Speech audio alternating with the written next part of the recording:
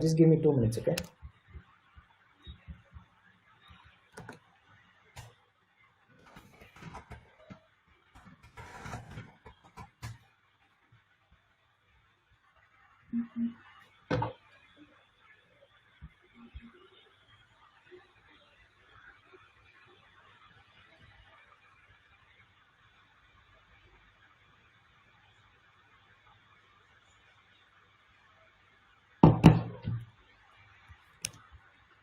So, till we have the speakers here, there was a small technical problem where, I lost the connection to the speakers. Now we're just trying to get them online again. They're almost here. Just give me 2 minutes, okay? So, welcome to this month's speaker series. So, this is a thing that we've been trying out in the Chennai Astronomy Club recently. We've been having similar sessions ever since the lockdown started somewhere around March. So, we're trying to make up for the lack of physical events like star parties. So, if you guys are interested in joining the club, uh, please feel free to join us. Uh, this is actually the forum link, so you guys can sign up here and you can be a part of the club. It's free for all, and yeah, we do not charge anything for the events, and we just want to build a community of like-minded people. So if you have any questions about astronomy, anything to share, like any kind of astrophotography, observation log, sketches, please feel free to post in the forums. So for today's talk, we have two speakers, Dr. Preethi Krishnamoorthy and Dr. Avinash Surendran. So Dr. Preethi is a postdoctoral researcher at the Subaru Telescope in Hawaii. So she's working as a citizen science project that builds robotic telescopes to detect transiting exoplanets. So she likes using astronomy as a tool to engage school children in interactive sessions and hands-on activities to help them learn science and developing a scientific temper. So she also enjoys using crowd-funded telescopes to conduct public sky watches and to learn astrophotography. We also have Dr. Avinash Surendran. Dr. Avinash is currently a postdoctoral fellow at the Keck Observatory in Hawaii. He's contributing to the development of a new adaptive optic system of the telescope to reduce the effect of atmospheric turbulence in astronomical observations. So, in his spare time, he loves to tinker with their crowd-funded telescope and figure out the right combination of optics and electronics needed so Preeti can do astrophotography on a budget. So that's a very interesting topic. I hope you share your learnings with us later on. I'm actually trying to get into astrophotography these days, so I'll probably learn from you about that also. Uh, I should thank you both for agreeing to give us this talk and working out the schedule, even though you were held up with a lot of stuff, the time zone difference and all that. So thanks a lot, and sorry about this technical issue that happened right now. And to the attendees, so if you guys have any questions at all, and if you want to add anything to the conversation, there is a live chat feature where you can post your questions, and if they ask you any questions during the talk to keep it engaged, please feel free to post it there, and we'll be able to show it on the screen like this. Join us link here.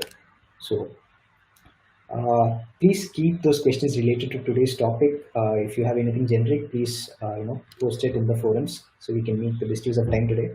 So uh, that's it, speaker. So it's over to you. You are now live. Hello, everyone. It's really nice to be here now. And first, thank you to the club for inviting us to do this because this is something that we also enjoy. But we've been, in some sense, having difficulty in finding the audience, should I say, because we are in a different place and most of the audience we are comfortable is back in India. So this came at a very good time for us that there's a club with all the possible attendees who might be interested wanting to listen to this. So this has been really good for us too. So thanks to the club for inviting us to do this.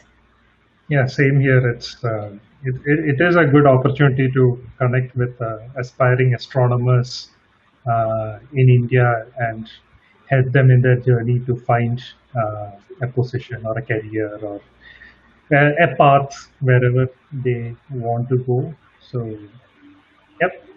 Thank you. Thanks, guys. It's over to you now. Okay. Thank you. We'll just share a screen. Just let us know if it's going fine.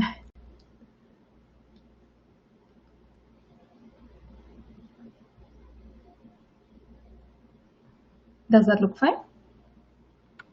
So, all right. So hello, everyone.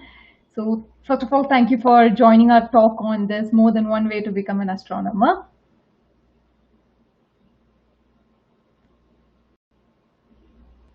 Now, before we get into what the different ways to become an astronomer are, we would like to first tell you how we got into astronomy and what we do in astronomy.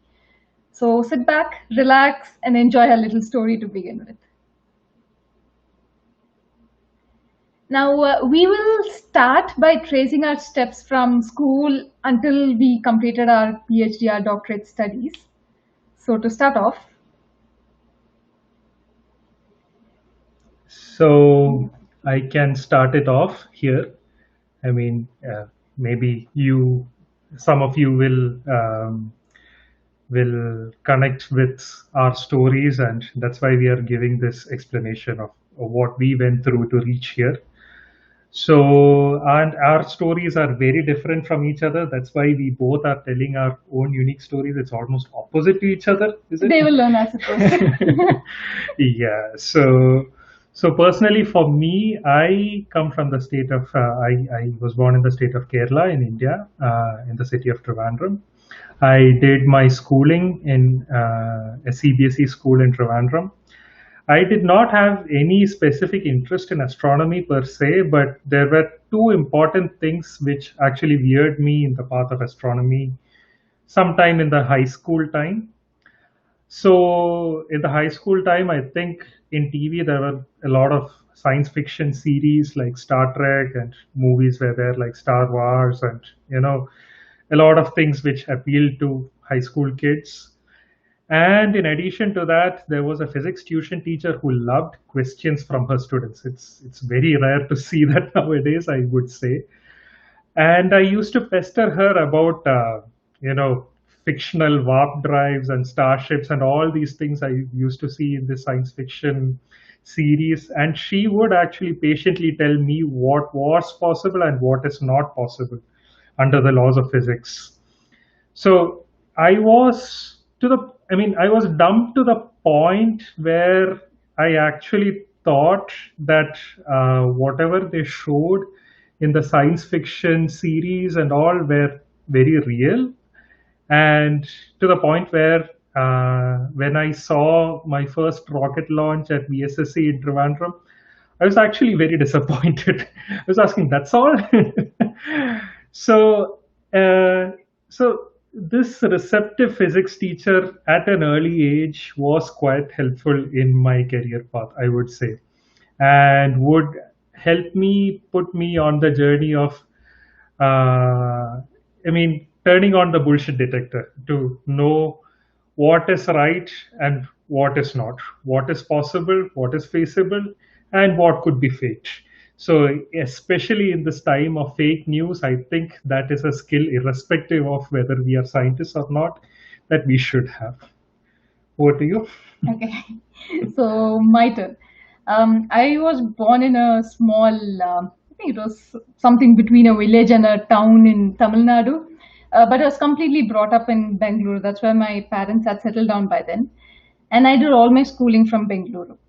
I studied in the ICSE board, and when I was in school, I was mostly floating between being an average to almost a below average student at times. And I was also a huge troublemaker.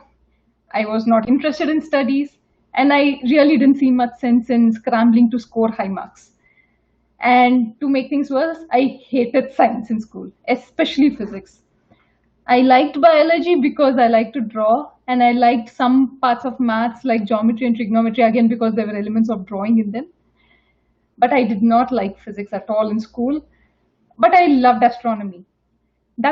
Astronomy is one of those things that's been a constant in my life for as long as I can remember, since I was a child, even before I knew it was called astronomy.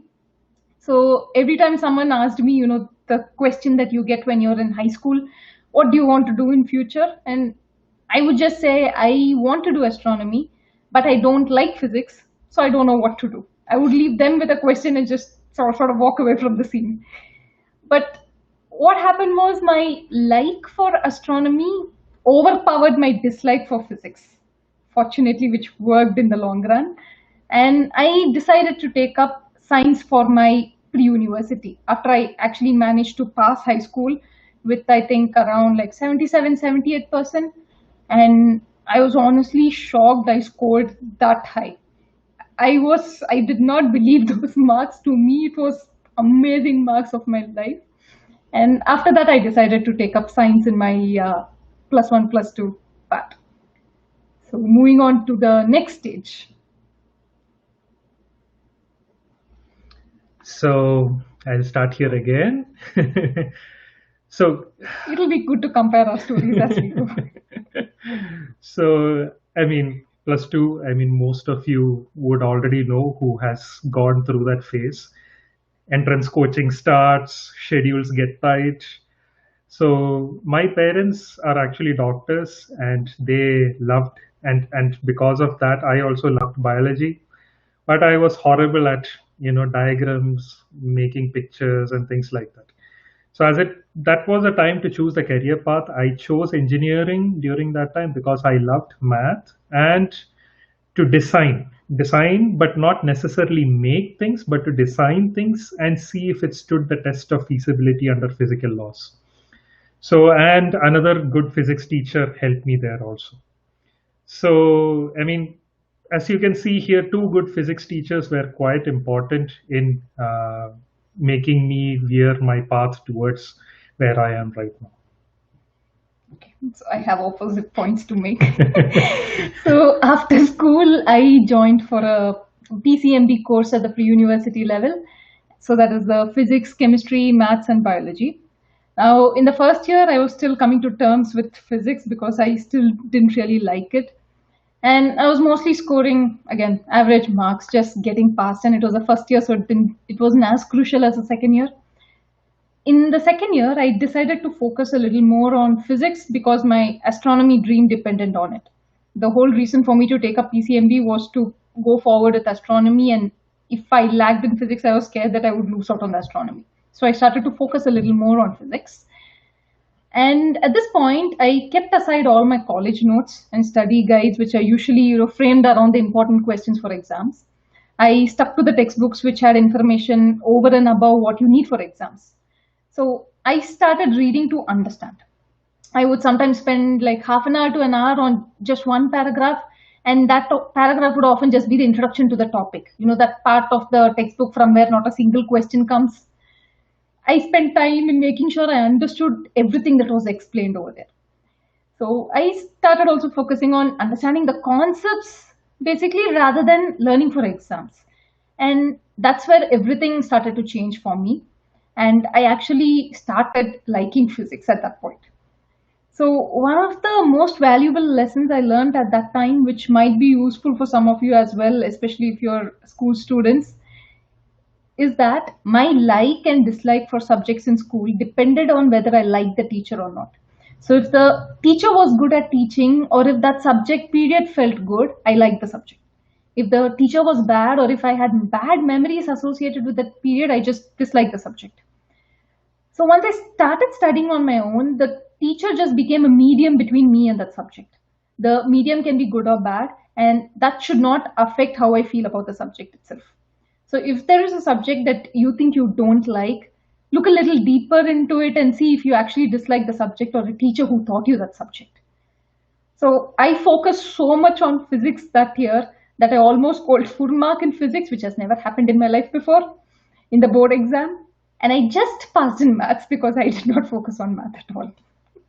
So yeah, for you, the teachers worked. For Yeah. me, staying away from the teachers worked. Yeah, exactly.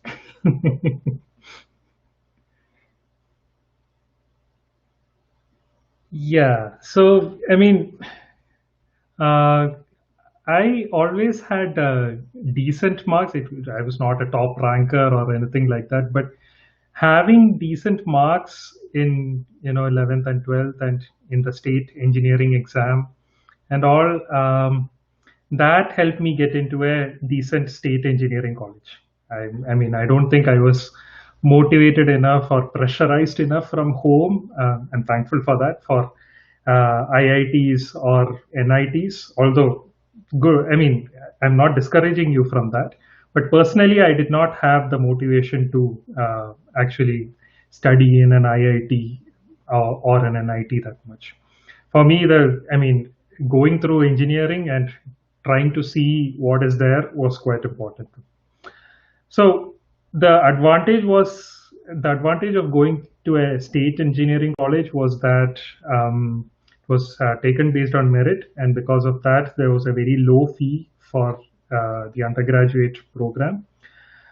But it came with one of the worst teaching experiences that I had. So all the experiences with good teachers vanished in undergrad. Some of you who have gone through that may understand that. And the first tastes of failure, mediocrity, all things started coming there. So the motivation went down, but the marks were just high enough for keeping any future possibility alive. So, but at the end of engineering, I had no idea what to do, and the only thing I did know was I did not want a software job. So, I mean, for people who have gone through these things, you may connect with what I'm saying of their engineering experience. That thing you mentioned at the starting, that you were not a top ranked student. You still would have been that student that my parents would have pointed to tell me how I should score marks. Or your notes would have been what my parents would have borrowed, so I complete my notes. Anyway, so after my pre-university college, I joined the same college for a BSc course in PCM. So this is physics, chemistry, and maths. So it's biology that's been dropped out now. I loved biology for drawing, but that's all there was to it. So the reason I chose to do a BSc was because I didn't know the different options that were available to do astronomy. I thought this was the only way. I only knew that I had to keep choosing physics and maths at every step. Now, there were not many people around me who could provide career guidance for astronomy. So since I also committed this heinous crime of choosing to do a BSc instead of the only two honorable fields that any self-respecting Indian should take, that is engineering and medical, I couldn't approach anyone for career guidance without hearing, don't join BHC, don't do a PhD. So I decided to just silently follow the one path I knew to astronomy. So in BSc, my marks were generally above average, distinction if I liked the topic and average if I didn't like the topic. I was still studying based on what I liked rather than what gave me marks. You all know that one chapter many subjects have at the end of the textbook, the chapter from which you might maybe get 1 2 mark question, which can be ignored in choice anyway, so no one bothers to study. Those chapters were my favorite. And I would spend 3 or 4 hours on them the evening before the exam. And as far as the astronomy side is concerned, during my degree and my final year of PUC, when I was shifting to degree and during my degree, I took up certificate courses in astronomy, which in the long run really helped me a lot, because that was seen as when I went in for one of my interviews later and I was sitting with the other candidates who did not have any astronomy backing. I also did not have except for these certificate courses. That stood out for them compared to the other candidates, and that was one reason I got chosen. So going for those certificate courses was very helpful for me, and that is something we would encourage you all to look for wherever you are. In my case, I had joined the MP Birla Institute of Fundamental Research in Bengaluru. They have this 100-hour certificate course which covers a lot of topics and is really good. So I would suggest looking for something like that if you're considering astronomy.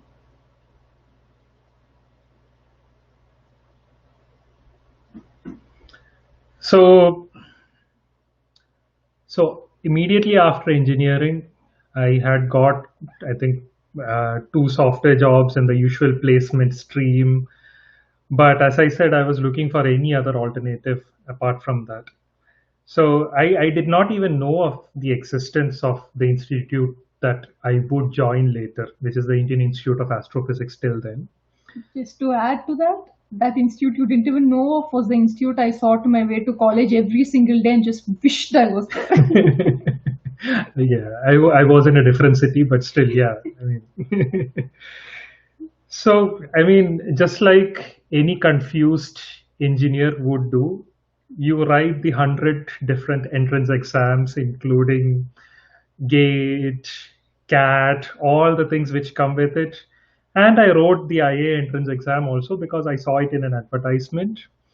And I actually got through for the MTech in astronomical instrumentation course, and I got through to the interview. And And that was a great experience. I remember this was something where I did not know of the existence of the Indian Institute of Astrophysics till then.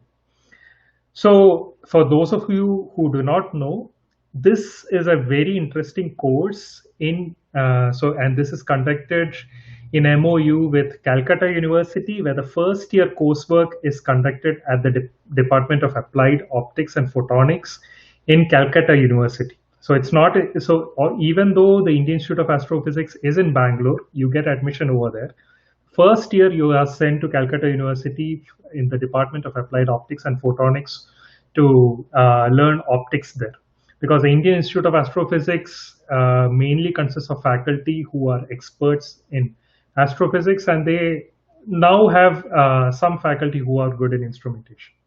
But this department in Calcutta University was rated nationally second in quality in the field of optics, and the teachers there were amazing. So I got a lot of motivation back, and of course, a lot of life experiences since the city of Calcutta was quite culturally different from the environment I grew up in.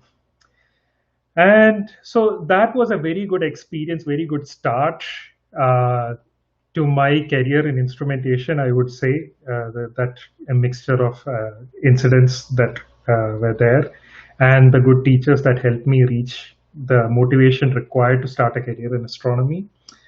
And in the second year of MTech is when I get my first hand at research and instrumentation. So before that, I had not had any certified courses, no internships, no projects. So I did not go through that route at all.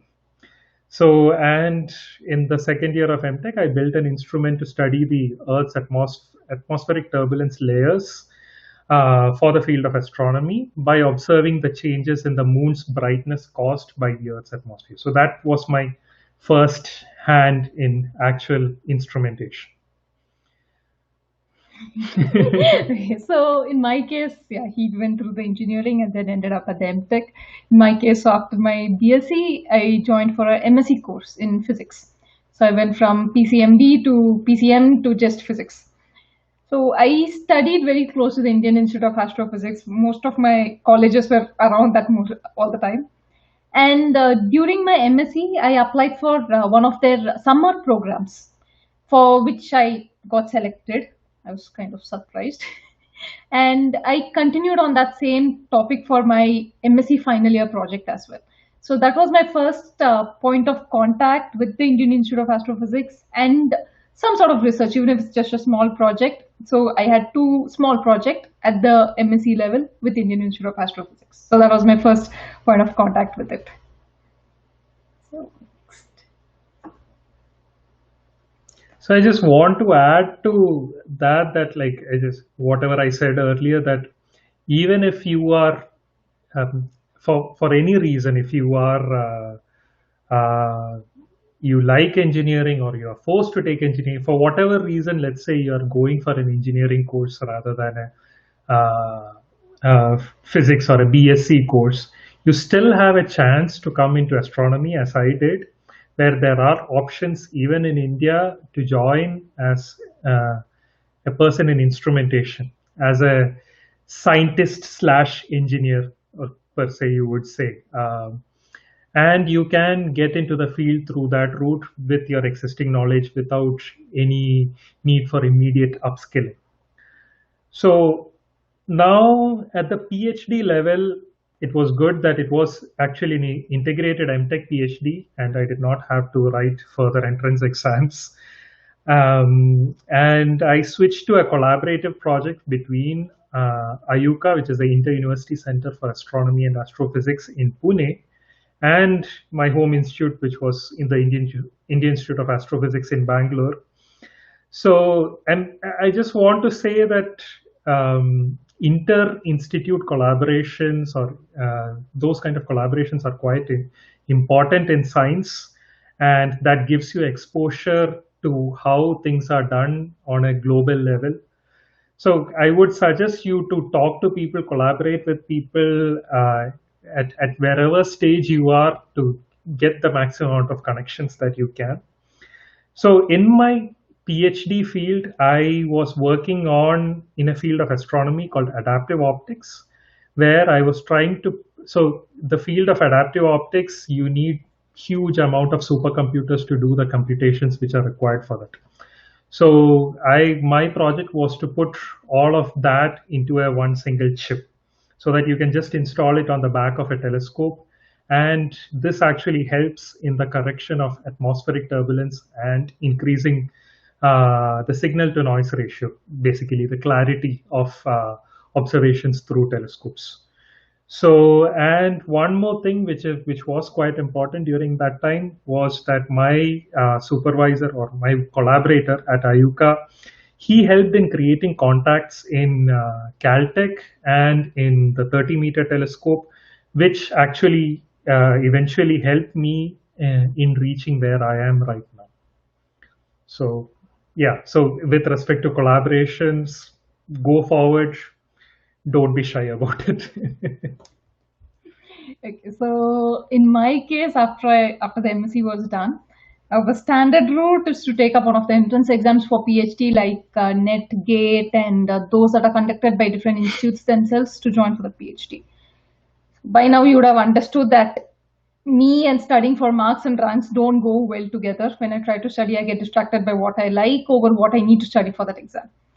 So my first mock attempt at writing NET exam didn't go too well, but it was a mock attempt during my MSc, so it was okay. I tried the ISC entrance exam, and I think I'd applied for the astrophysics department. Though I thought I did well, I didn't get selected. So there I learned this.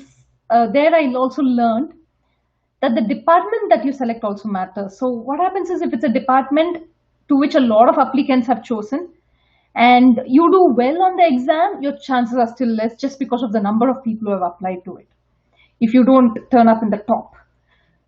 So depending on the department you choose, you may or may not get selected, irrespective of how well you did in that particular exam. And I actually wanted to join for my PhD at the Indian Institute of Astrophysics, but I could not apply for their entrance exam. Back then they had this cutoff marks that applied to every subject from 12th to MSc. And as I had already mentioned, my math marks were quite low in my 12th, and it was below this cutoff. So because of that one subject, in that one exam, that one time, I was not allowed to apply for the entrance exam. So I don't know if the rules are still the same or have changed. And so what I did was I decided to take a little break after my MSc and spend some time preparing for the next NET exam.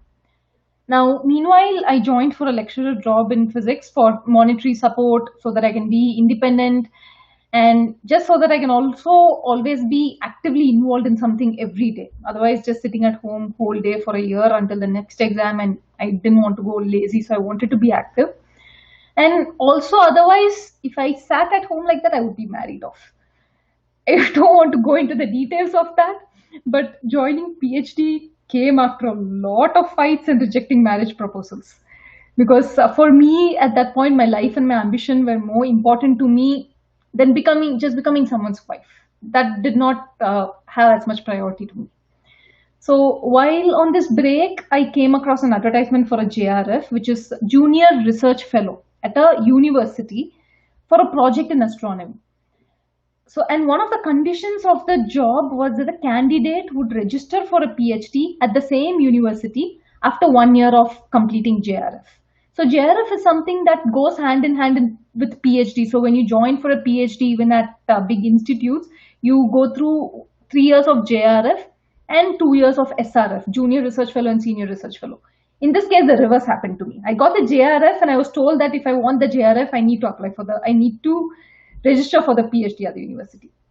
So I applied for the job, attended the interview and got selected. And a year later, I registered for my PhD at the same university as well.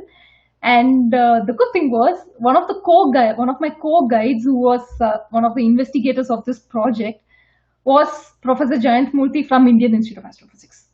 So in some sense, somehow I ended up in some way doing my PhD connected with the Indian Institute of Astrophysics still in the picture, though it didn't happen the way I wanted it to initially happen.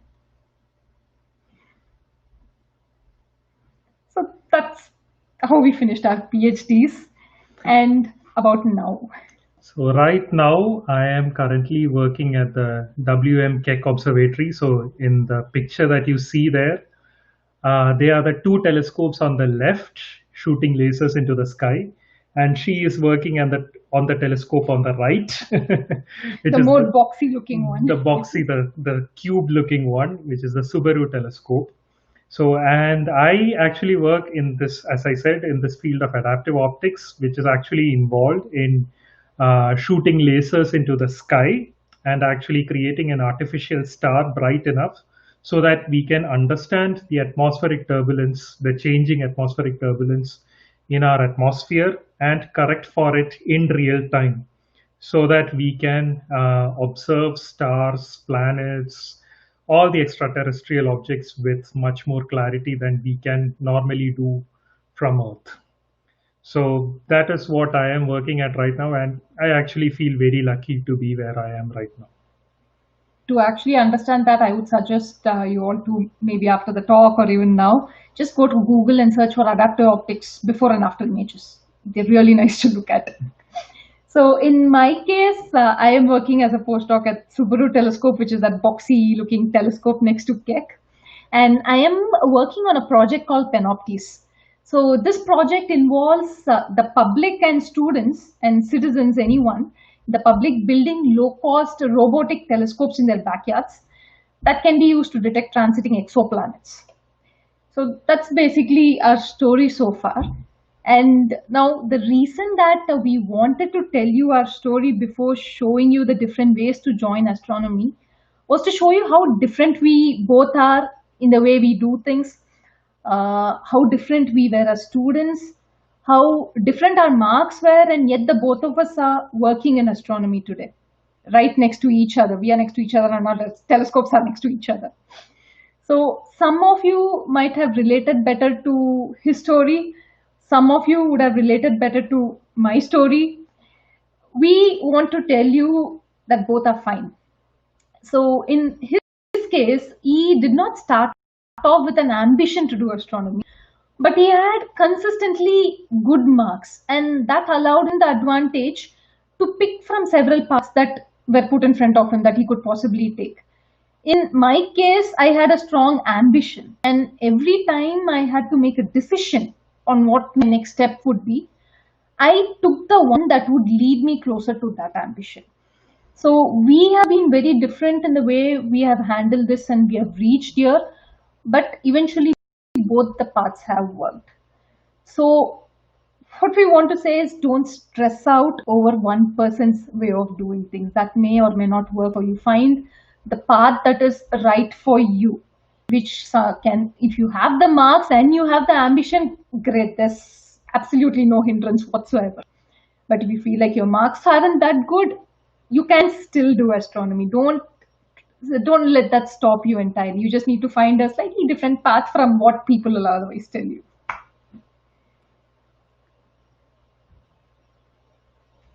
So coming now to the part of how you can become astronomers. So, so I mean, you can see that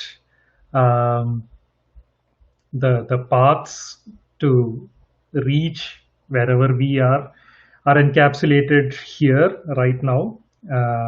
So as you can see on the right side, that is a legend here where we have given, so there are broadly two options per se. Again, there might be more, but this mostly comes from our personal experience. So you can either choose to have a research career in astronomy or astrophysics, actually working on the science of astrophysics, or you can choose a research career in engineering, in creating frontline engineering or instrumentation in astronomy. So these are two broad paths which I would say which would get you onto that field. So I'll start. I don't know who the audience is, but I'll start from the 12th standard or the second pre-university college on to the Indian research institutes. That would be the most basic one, which you will be all relating to. So the first path is, as she did, to do a BSc with physics as a major and do an MSc with physics, astrophysics, or applied mathematics as a major. I mean, you can do any MSc which is related, which is in some way remotely related to astrophysics. Then there are several entrance examinations, unfortunately, like JEST, GATE, and NET to get to do a PhD in astronomy or astrophysics in a national level institute in India. So one thing I just want to mention here is that in my case, when I did the BSc, the particular board I studied in did not have major subjects. So the concept of major and minor subjects didn't exist. So I just kept choosing a combination where physics was there along with other tolerable subjects for me. Okay. Yeah. So again, I think you would know better about the BSc part than me. Yeah. So it might be still. It varies by state also, I think so. Yeah, probably. There might be some states which have the major subjects and some don't. So the second option, as I said, for a research career in engineering or instrumentation for astronomy is to do a bachelor's in engineering and then do a master's in astronomical instrumentation like I did, or any master's in optics, optoelectronics, because optics, optoelectronics, and general astronomical instrumentation are the ones which can give you a good skill set to work in the field of engineering and astronomy, because we use a lot of telescopes, including optical telescopes, radio telescopes. So electronics and computing is also another important field to get into astronomy. There will be a hell lot of coding involved wherever you are. Even if you are not a engineer, even if you're an astrophysicist, there will be a lot of coding. So having a good computer background also helps in this case. So, and there is the unconventional approach, which requires a little more effort, but I'm putting this here because I know a lot of people who are motivated enough, who were in engineering, who did their undergraduate in engineering, but they were still able to switch to an astrophysics field, either in the MSc level or at the PhD level. So that is quite possible. I know a lot of people, but it takes a little more effort than the conventional paths that are shown here. And also the other side is also possible, but it's much rarer, where you start with a BSc and ends in astronomical instrumentation. But the thing I wanted to point out is, eventually, once you become an astronomer, then you will be doing actually a little bit of both, depending on where your career is, what project you're doing. You might have to adjust your instruments requirements according to the science that you want to do. You might have to come as an engineer and ask the scientist, understand what the scientist is trying to say. So there is a lot of interdisciplinary thing, and I just pointed this out to show like what are the two broad career paths. But once you get into astronomy, these things get blurred out. So the 2 points I think to keep in mind here is, so this is a standard route with a little bit of offset of an unconventional method of jumping between the two columns. And the other thing to keep in notice, if you're looking for the PhD, the other two things to look out for is, institutions have their own entrance exams as well. So apart from, they will take your GATE score, they will take your JEST score, you can get in through that. Or if you feel like that is not working for you, write their entrance exam and try that one. And the other option to look out for is the way I joined for my PhD, where it was a university ad which was put out. So universities, what they do is, a lot of them have gotten into research now. I think to some extent it's become a sort of mandate also for universities to do research. A certain percentage, I think. Yeah. So a lot of professors are writing up proposals to DSE, UGC, CSIR, etc. And they're looking for PhD students to work on them. So when that happens, usually they'll put out a public ad, and they'll say they're looking for a JRF student to work on this, and you will be enrolled in the PhD program as part of that project in a lot of cases. So also be on the lookout for these two things: institutions having their own entrance exams and universities looking for a student to do their project for the PhD. So I mean, just to reiterate, uh, I just showed you how you can get through in astrophysics and instrumentation for astronomy. So this, I'll quickly go through this. You can Google this and find out yourself. But just given a quick list of the universities and the institutes which actually provide a master's program in astrophysics, or either a project in astrophysics connected. So for example, Pune University does not offer a master's program in astrophysics, but instead in the second year you can choose to do a project in astrophysics at IUCA Pune, the Inter-University Center for Astronomy and Astrophysics Pune, which is in the same campus. So that is a nationally reputed institute where you will get a good exposure. So moving on from there, these are the dedicated institutes for astrophysics where you can do a PhD. And you can see there is the ARIS in Nainital, and there are 3 institutes in Bangalore. So the joint astronomy program at IISc is very good for the PhD program in astrophysics. I did my integrated MTech PhD in the Indian Institute of Astrophysics, Bangalore. There is also the option of the Raman Research Institute in Bangalore. So, and you can see on the left side, the institute which I collaborated with is the Inter-University Center for Astronomy and Astrophysics in Pune. And I think the 30-meter telescope, which is going to be the largest optical telescope when it gets built, is a collaboration between 5 different countries. It's a mega project, just like LIGO, which you might have heard of. And in that, 3 institutes mentioned here are part of that global collaboration, which are the IUCA Pune, the Indian Institute of Astrophysics Bangalore, and ARIS Nainital. And the 3 other institutes which I have not mentioned so far are equally good. They are good for theoretical sciences, solar astronomy, and radio astronomy. So the bottom left one, which is called the National Center for Radio Astronomy, is dedicated for radio astrophysics and was created by the legendary Govind Swarup. So these are the national level institutes which can give you a good PhD program in astrophysics, which is globally competent. And so NCRA also shares its campus with Pune University yes, and IUCA. Yes. So if you end up in any one of these places, you have the option to meet so many people in astronomy and astrophysics in radio and non-radio, and create collaborations while you are there.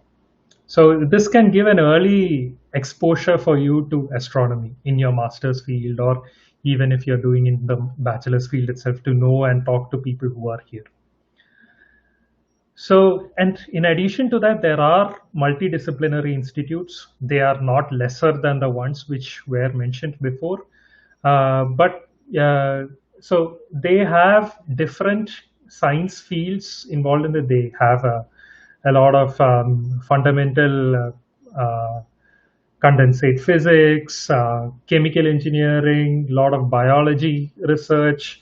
So these are multidisciplinary institutes, and these are the institutes which I've mentioned here do have astrophysics as one of their disciplines.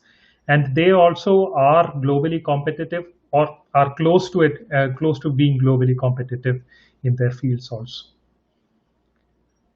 So unfortunately, we have very little experience with doing a PhD or a master's abroad, because we have not done it. We do know a few people, but I think these would be things which you can easily find online on the paths to do a PhD abroad. So the competitiveness of the PhD that you do, whether you want to make a decision whether you want to do it in India or abroad, it actually depends on the field. And so for some fields, like for example exoplanets, There are very few scientists in India who are working on that. So if you want to do that, it would be good to apply for a PhD abroad. But for stellar astrophysics or galactic dynamics, or even in the upcoming instrumentation where India is a partner of TMT, LIGO, and the upcoming big instrumentation projects, India is actually globally competitive with respect to astrophysics and the instrumentation associated with it. So in order to get into those institutes, as far as I know, there is the IELTS and the GRE tests for the English language proficiency. And in addition to that, there is a GRE physics tests, which are optional for some colleges and mandatory for some colleges. It depends on where you are applying for. And this would be something I guess you would be all questioning about: how does the salary compare? So at the PhD level, in the national level institutes, our stipend was 32,000 to is currently 32,000 to 35,000 according to the last revision. Plus HRA. Plus HRA, and in addition to that, this is non-taxable. So if you see this figure, this is not. It is not as much as what a conventional engineer would earn in an industry level job. Just comparing at that same age range, if your friend simultaneously did engineering and went a different path, how would you compare with each other? But we were able to live very comfortably with the stipend. We did not have any qualms about this. And if you're doing a PhD abroad, usually whether in Europe or in the US, the salary can range between $1,000 and $3,000 per month, depending on the institute that you apply for. For example, like Ivy League institutes like Caltech, Harvard, and all would give the higher end of the range, while the state universities would offer a mid-level range of that range given. But it's actually important to mention that even though if you convert this directly to rupees, I know it sounds amazing, but all your expenses will scale up as well. Yeah. So if you just check for currency parity, your expenses will scale up as well. So don't expect to take back all that back to India. So and the next early career scientist level is the postdoctoral level. That is where we are right now. So if you are in India, you will be earning somewhere between on a median level of 50,000 rupees per month. Excuse me, 1 second. Okay, making sure that we didn't get disconnected. Sorry about that. There are priced fellowships in India which offer double of that amount if you have an exemplary research record. So they are called the Vidya Rai Chaudhary Fellowships in IUCAA or the DST Inspire Fellowships, so which offer a much higher stipend and a better research emoluments also. So the comparison for the US is $3,000 to $7,000. Again, it would be actually comparable on a currency parity level in terms of expenses versus the income.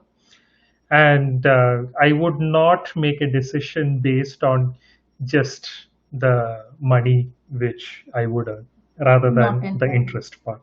So in our case, I don't think if it was just one of us staying here, I don't think we would be even saving much. Yeah, exactly.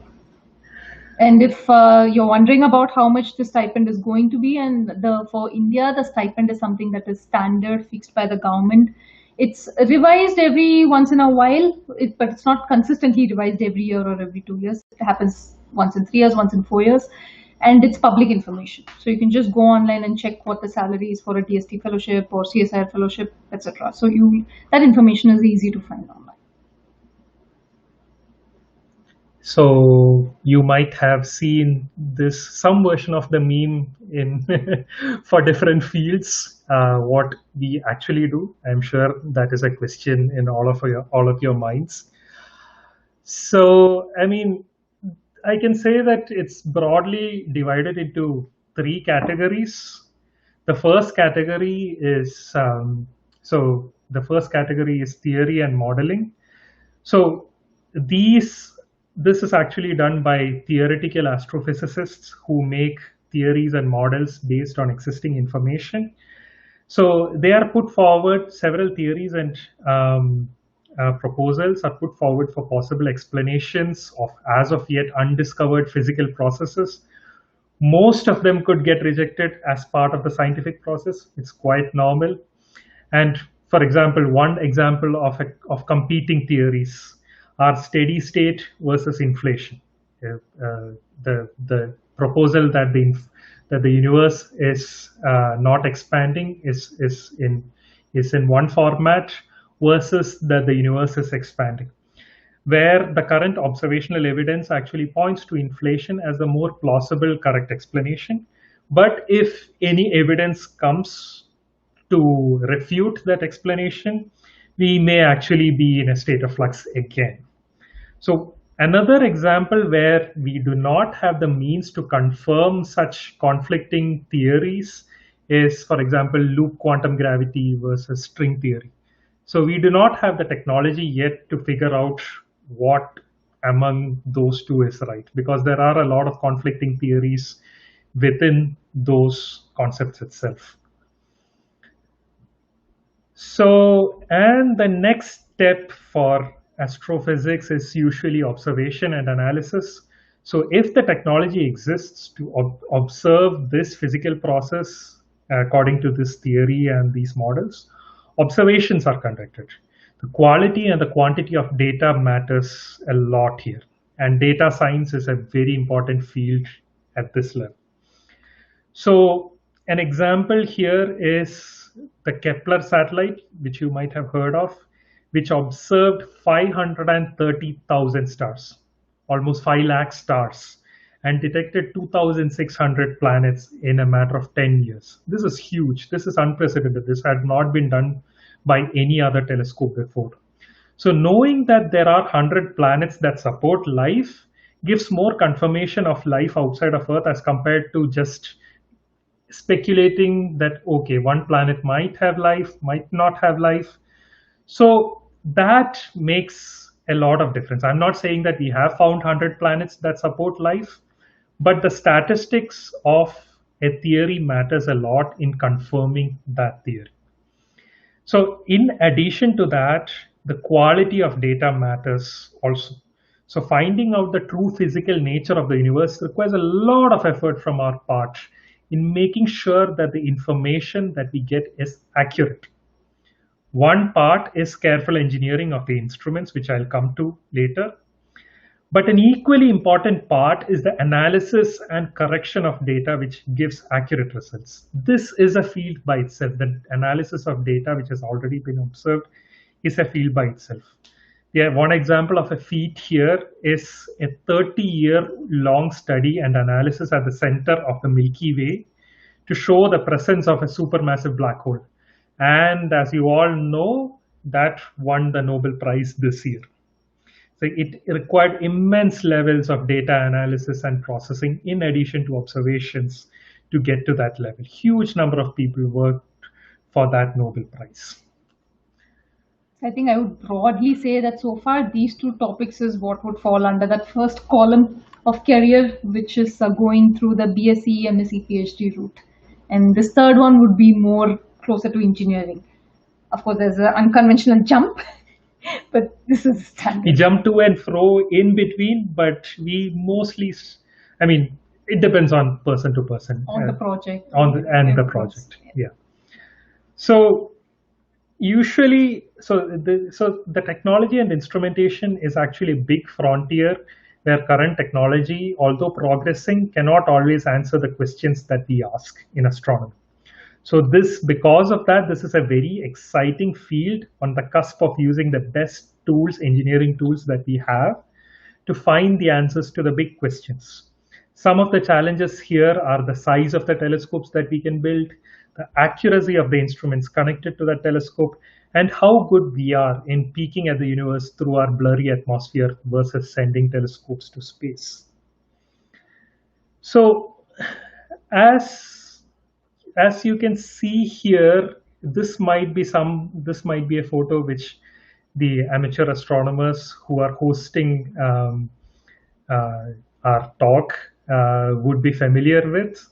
This is a very common technique in astrophotography where you actually take a video of a planet, then you take multiple photos, which I was talking about the statistics of the data. If you have multiple instances of the same data, you can actually increase the quality of the data, and then you do a lot of post processing. In astrophotography, this is just to enhance the visual appeal of the photo, but in science, this is actually done to ensure that we get rid of all the noise and we are not actually seeing any artifacts which will contaminate whatever the result will come through that. So, so an astronomer will be actually contributing to multiple parts of these fields, and it's usually a small group which we work with. And it takes this team to find an answer to a fundamental question. So much more important than these fields, I would say, is the critical thinking mindset. So, and that was very helpfully inculcated by my teachers in my school. So there are a bunch of things which go into that. What I would say are majorly two things. The first thing is the ability to find your own biases and correcting them. That is important for a successful scientific career. If you are dishonest about your research, someone else will try to replicate the experiment or your calculations, which will then be used to disprove your work. Again, disproving is just one part, right? If it's something that gets published, yeah, exactly. Then your papers would be retracted, and not a nice way to go. You might have heard stories of scientists whose papers were retracted, who made major claims which could change science as we know it. And yeah, so it's very important to put fame or any of those things aside and think about what you want to find, what you are interested in finding. That's all that matters. Again, it is okay to be wrong, as we are mostly wrong in our work before we make it right. But dishonesty does not reward well in scientific research, unlike many other careers. So, and the second part, as I said, is the questioning of assumptions. So, one thing which our schools and colleges are good at are unfortunately making us learn facts by heart. And that actually works against us in our research career, where we are not supposed to actually take everything at face value. We should be able to question a lot of things, and that is why we are able, and that is how we are able to come up with new ideas and to find answers to the questions, and to find the questions itself that we want to find the answers for. And very often, asking a question, you might end up with an answer to a different question and not the question you asked. That happens a lot in research. You start to do something, but you end up somewhere completely different, having found something very different with a new question. So be prepared for that too. So the mindset is quite an important thing in the field of research, and in science, generally in science itself, in scientific research. This doesn't just limit to astronomy itself. So, what are the baby astronomer steps that you can do? Say, let's say you are in your high school or your +2, or even in your undergraduate. So if you are in your undergraduate, actually what you can do is you can attend summer or winter schools conducted by these astronomy institutes. You can go for outreach events with astronomers. Unfortunately, because of COVID, it's all not there right now. But when it comes back, I'm sure at least some of the institutes that I mentioned here, or even some of the universities, do conduct these outreach events with astronomers present. Be sure to attend those events and try to talk to them as much as possible. And try to talk with PhD students that you know of and faculty that you know of, maybe relatives, maybe friends, maybe over mail that you want to talk to whom you have found over the internet that you are interested in working with a certain field, or you want a question answered. Don't Doesn't matter.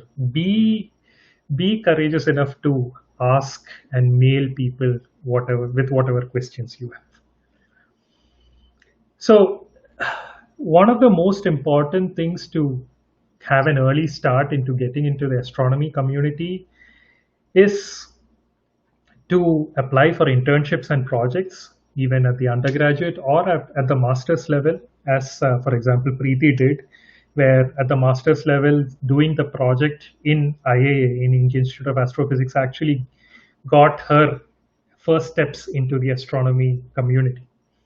So doing projects actually help in understanding yourself and making decisions on who to work with, depending on the field you like and the people you meet. And so this actually helps in giving an early introduction and training you into the scientific process, which, as I said before, is not cultivated very well in most schools or colleges. So this step will actually be an unlearning experience which prepares you for asking the right questions and trains you in the most efficient way of deeply understanding something you want to learn about and eventually contribute to. So yeah, this is not steps that you absolutely need to take to join PhD, but we recommend this because, like he already pointed out, you in the entire school system, even until the end of MSc, the system that we are used to is this is information. Here is a question pertaining to that information. Now pull out the answer for this question and tell me what the answer is. So all the information is given to you and it's just structured with a question and answer format for you to write your exams. When you enter research, you will be faced with a question. And this will be an open-ended question with no answer, and you're supposed to figure out the answer for the first time in humanity's existence to that particular question. And we are not trained for that. We don't know what to do with that question now. We will end up on Google trying to figure it out, but eventually we won't actually find the answer to it. It's something we'll have to figure it out on our own. And that is not a process that everyone enjoys. So we have seen people who join the PhD, they love astronomy. It's not that they do not like the subject, they love astronomy, but their idea of what a PhD or research would be like was completely different from what they thought it might be. It was completely new. They were not looking at stars every night, they were not setting up telescopes anymore. The experience was completely new and it was not necessarily suiting everyone. So we recommend these steps so that you get a little bit of idea before you jump into research, into PhD, especially if you're wondering if this is right for you or no. Do these things. Take up small projects, take up small snippets of research just to let you understand whether you like it or don't like it, and use that to decide whether you want to go in the direction of research or not. So on that same note, I just want to add that, most of the things that you learn in schools, like for example, are mostly facts, right? You may learn with respect to astronomy, you may learn what is the diameter of the moon, what is the diameter of Jupiter, how far is the sun from the earth. So let me mention, he's asking questions to which we don't know the answers. We can't remember these answers ourselves, and we as researchers in astronomy, when we have Google here, when we can search these, we don't need to remember these also. But in the research field, what is important is how we got the answers to those questions. How did we know what the distance to the sun was? How did we know that there is a black hole at the center of the galaxy? So asking those questions will help understand, okay, so this is how actually research is done, and this is how usually we find the answers to the big questions that are there in astronomy. So it's the process that matters over here. So if that is something you're curious about on how this process is carried out, the whole, how does the scientific methodology work, how is it done, and things like that, especially in astronomy. One thing we would suggest is if there is a topic in astronomy that you're interested in and you tend to go online and look for that information often. So most likely you'll be ending up on Wikipedia. There would be a lot of astronomy websites where you might be ending up and learning that information. It's all exciting and everything. But what we would recommend as an additional step to that is look for research papers on that topic. Research papers will initially be very hard to read. It can be very depressing that you're not understanding what's written over there. Even today, we read papers that we have no idea what is happening, but we have learned to look for the information we want in it. So we just read the abstract, the introduction, the conclusion. We know where to look to find the little piece of information that we want. So we would recommend looking for research papers. You can check scholar.google.com, where it gives you only the research paper search results. And especially would recommend reading review papers. And if they're older papers, say from the 80s and 90s, the better.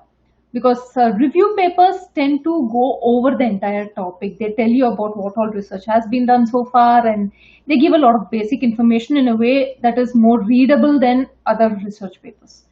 So start reading review papers. And if you don't understand, it's okay. Don't beat yourself over it. We don't understand most of what we read in these papers too very often. Read the part that you understand. If there is a part you're not understanding, skip that. So the thing with papers is, the more you read the same paper, the more you understand. It's like magic. So yeah, that is one thing we would also add. If you go online searching for information on a topic, check for review papers. So let's say you got into an internship or a project. So initially you will be working with probably just your supervisor and a small group. And in astronomy, this group is mostly quite small and people know each other quite well. So especially if you're doing a project during your bachelor's or your master's level, an early introduction into a certain field helps in mutual introductions among the group and better opportunities later. So as I said before, you will understand that very few things can be done solely on your own in research right now. And it takes a set of highly motivated people working together to solve the fundamental problems, which is actually applicable in most fields of research right now.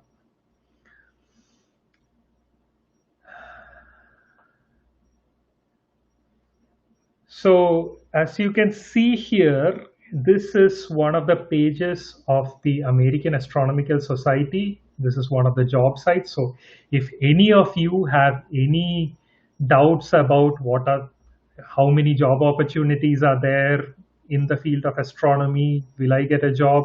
You can see the number of listings which are there, and they are from all over the world. They are not just from the US, they are from US, Europe, Chile, Australia. I can see China also. So that, I mean, there are a lot of opportunities, but it is not like a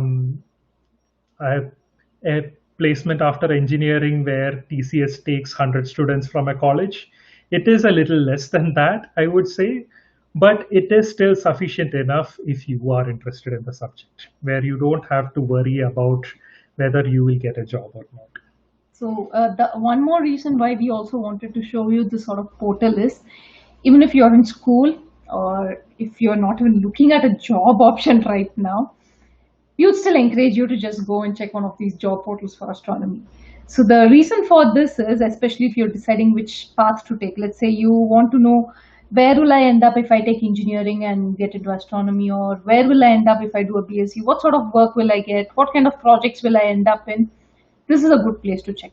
So open 2-3 ads which are mentioned for engineers and see what qualifications they ask for and what the job title is, what description is. And you'll have an understanding of, okay, if I do this particular field of engineering and that's the qualification they want, this is the kind of job I might end up in. Pick a job which is under science. See what qualification they're asking for. Okay, they're asking for a master's in physics or a PhD in physics. And if I have that, I see that this is the kind of job I could end up with. So even if you're not looking for a job right now and it's not even something you're thinking of, this will let you understand what path will lead you to what sort of a project or what sort of a job, and maybe in which sort of a place also. So that's one, also another reason that you should just go and check these things. It will also make you feel good that there are so many jobs available in astronomy.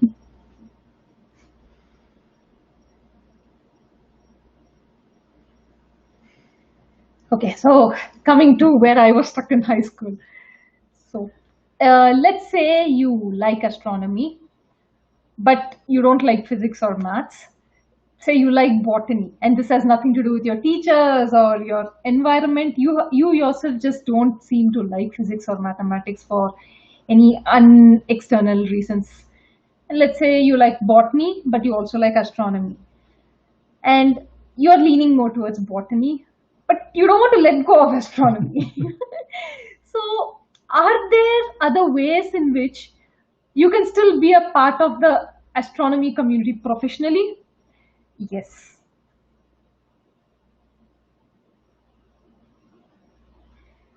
So you can look into what is called an interdisciplinary field. So these are studies that combine more than one field. There are some examples of interdisciplinary fields in astronomy listed here. The list is quite long. Don't worry about reading it all now. We will be posting this online sometime later, and we will have the link sent out or updated in the video description below. So let's say you like architecture and astronomy. You can then check space architecture, which involves designing and building habitable environments in outer space.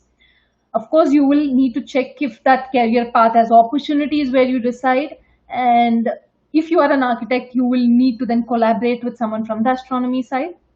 But it is good to be aware that astronomy as a field also exists outside of just physics and maths. So one more point I would like to make here is you don't need to be a professional astronomer or a research student to publish research papers in astronomy. Anyone can submit manuscripts to journals. Just make sure that it's a legitimate and reputable journal before you submit. Every manuscript undergoes the same peer review process, no matter who submits it, whether I submit it or anyone in BSc or even for 11th or 12th submits it. The process is all the same for everyone.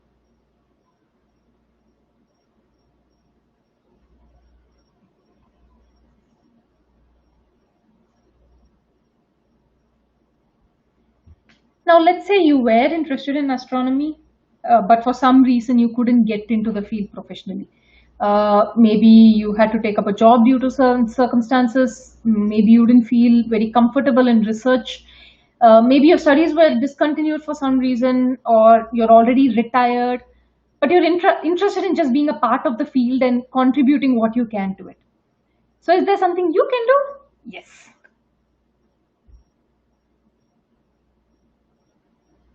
So you can be a part of citizen science. Now, this is an umbrella term under which you have the amateur community as well, like the amateur astronomers. So when we speak of science, we have this tendency to immediately associate it with professional scientists.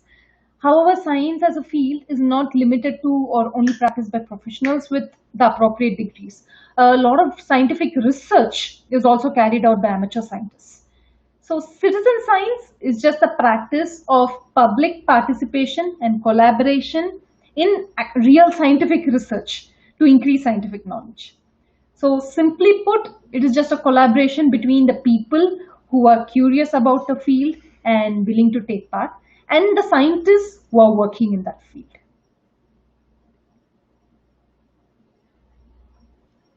Now, there are a lot of citizen projects available, and these projects can vary a lot with respect to which field you choose it from. This is not just limited to astronomy. Every field has some citizen science component to it mostly. It can vary depending on the number of participants that are required to carry out the study. If they have a limit on the age of the participants, do you need any knowledge about that subject to be able to take part in that particular project? Then the extent to which the participants may be involved in the research aspect itself. Are you just collecting data and helping the scientists, or are you analyzing the data for the scientists? How, in what steps are you involved in as a citizen scientist? And whether your participation is on site in person, or this is something you're doing from your laptop online. So there are different variations to citizen project based on a lot of factors like these. So to give a few examples, now one of the most well-known citizen science projects in India is the Bird Count India and eBird. Now this is suitable for people who like to bird watch or do bird photography. So here the interested participants create an online account and document their bird sightings with location, date and time information. So this is an example of an on-site citizen science project where the participant also needs to get familiar with different species of birds to document the sightings correctly. So this information is then used by the scientists, in this case it would be the ornithologists, to study the bird population distribution, their area of spread and understand their habitats. So another similar example is one where I myself, we both actually took part a few months back, is a humpback whale counting. Now this was also an on-site participation. We had to be at a certain location to be a part of this project, but it did not require me to have any prior knowledge about marine biology or humpback whales. In the previous case, I needed to know the different species of birds and identify them to be able to document. In this case, I did not need any prior knowledge. The only knowledge that we needed to have and be confident about was counting numbers, maybe up to 40 or 50. And we could still be wrong. We could get distracted. So this is another example of a citizen science project. So one more project that I volunteered for a few years back was in archaeology. So here the archaeologists needed help with putting together thousands of stone fragments to reconstruct a 1,200-year-old Scottish monument. This was too tedious for them, so they decided to employ citizen scientists. And this was completely online. I didn't need to have any knowledge of archaeology for this. It was just like playing a jigsaw puzzle online, which even kids could take part in without knowing what they were doing.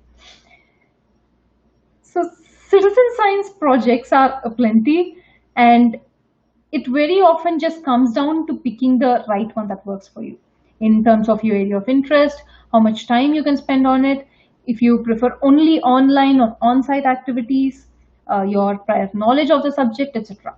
So if there is a subject that you're interested in, just go online and search for citizen science along with the subject name, and you might be just able to help the scientists in that subject. This is suitable for anyone. I have come across a lot of people when I say I am in astronomy now who react with, oh, that was one of my favorite subjects, and but for whatever reason I couldn't continue. I wish I could do astronomy. Or even if it's something you want to do a little bit more than a hobby, where you feel like whatever you're doing is contributing to real research. Or especially now with the COVID, stuck at home, and I am sure by now several of you have already looked at Netflix, looked at Prime Video, Hotstar, everything, and at some point of time or the other said, there is no new content, I'm bored. Just go online, play a citizen science game. You'll be helping scientists and you'll be playing a new game that's exciting in a field that you like. So give that a try. And in this case, you are actually helping in the progress of science, and you are part of the bigger picture. Which game allows you to be part of something so spectacular? A game that's rooted in reality. So that's about it. We have come to the end of, I think, mostly everything that we wanted to say. One main thing was we wanted to make sure that the talk covered information for anyone who wants to become a professional astronomer. We also wanted to make sure that if there are students in the audience, that there are multiple ways to go about this, and they don't need to feel dejected if they feel like they're not a very good student or if their marks are not very high. And also for people who regret not taking up astronomy and who are probably now doing something else and just wishing they were still a part of the astronomy community in some sense. And so we wanted to make sure we showed all the sides to astronomy, and I'm hoping that every one of you in the audience found at least one that was suitable for you or something that you would like to take up and go forward with.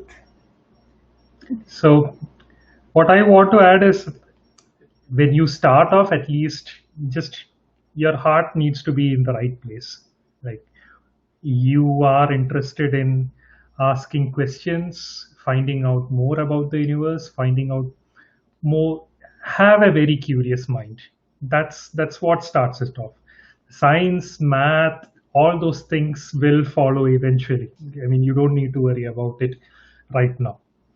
So, and another thing is, if you have any questions, please do ask us here. I think you can ask in the live chat, which will be relayed to us. And even if some of those questions are not answered, if you have any further questions, even after this talk, you can ask us at this email address, and we will try to answer it in whatever way we can. Thank you. Thank you. Thanks, guys. It was an amazing talk. We have plenty of questions now, so maybe we'll start taking. Oh.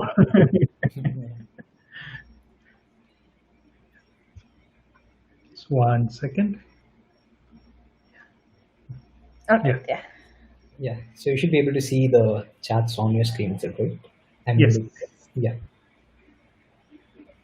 You want to read it out? Okay. There. Yeah. This one? Right. Okay. So the first question is by. I'm sure something test. So the first question is from Sri Vasan. Are these or opportunities available for school students? Avinash, we'll probably go from Restream, like we'll go by order, like the first comment first, and then. Do you mind reading out the question? Then I think Yeah. we're not looking at the. Okay. So the first question is like, it's not generally a question. It's like, a big congratulations to your colleagues at Keck Observatory, Andrew Gears on the Physics Nobel. It's from Akash Anand. Yep, I'm proud to be working as part of it. I did not have anything to do with that, but I just entered here. But yeah, it is a big deal. Let's just say we all celebrated that. I know someone who knows someone who knows her. Okay, so the next one is like, awesome to see you after such a long time, Dr. Avinash and Dr. Preethi. It's from Mandar Kulsurkar. So he has actually requested you guys to get in touch with him, and he's given an email address. I'll probably ping it to you on personal chat later. Sure. Thank you. You can also contact us on that email ID that you saw, Mandar. Yeah. So the next question is like, I'm from a computer science background. I'm in my late 20s right now, working in data analytics, and I have a slight exposure to image processing. Okay, and what is the question? So I guess he wants to know how to get into astronomy right now. So he has posted another question later. So I'm interested in shifting my career into astronomy or planetary science. To make it happen, should I do a PhD in computer science and image processing, or a master's in remote sensing and then do a PhD in it? So if you are actually interested in, so there are two things. Planetary science is the science of how the dynamics in different planets are, including exoplanets or even the planets in the solar system. So that, I would presume, would be better satisfied by doing a PhD in astrophysics, where, for example, you might have heard of the famous Carl Sagan, who was a pioneer in planetary science, and he was instrumental in sending several rovers to Mars for research in planetary science. So that, if you are serious enough, that could be a very good opportunity to actually do research in planetary science. I think the data science part is something very heavily used in astronomy. So through the, I think, computer science process also, if it's the right project after, there is a way to get into that. So I think this is one of those places where looking at job opportunities will help, because you can see what sort of projects are there which are where these requirements are mentioned.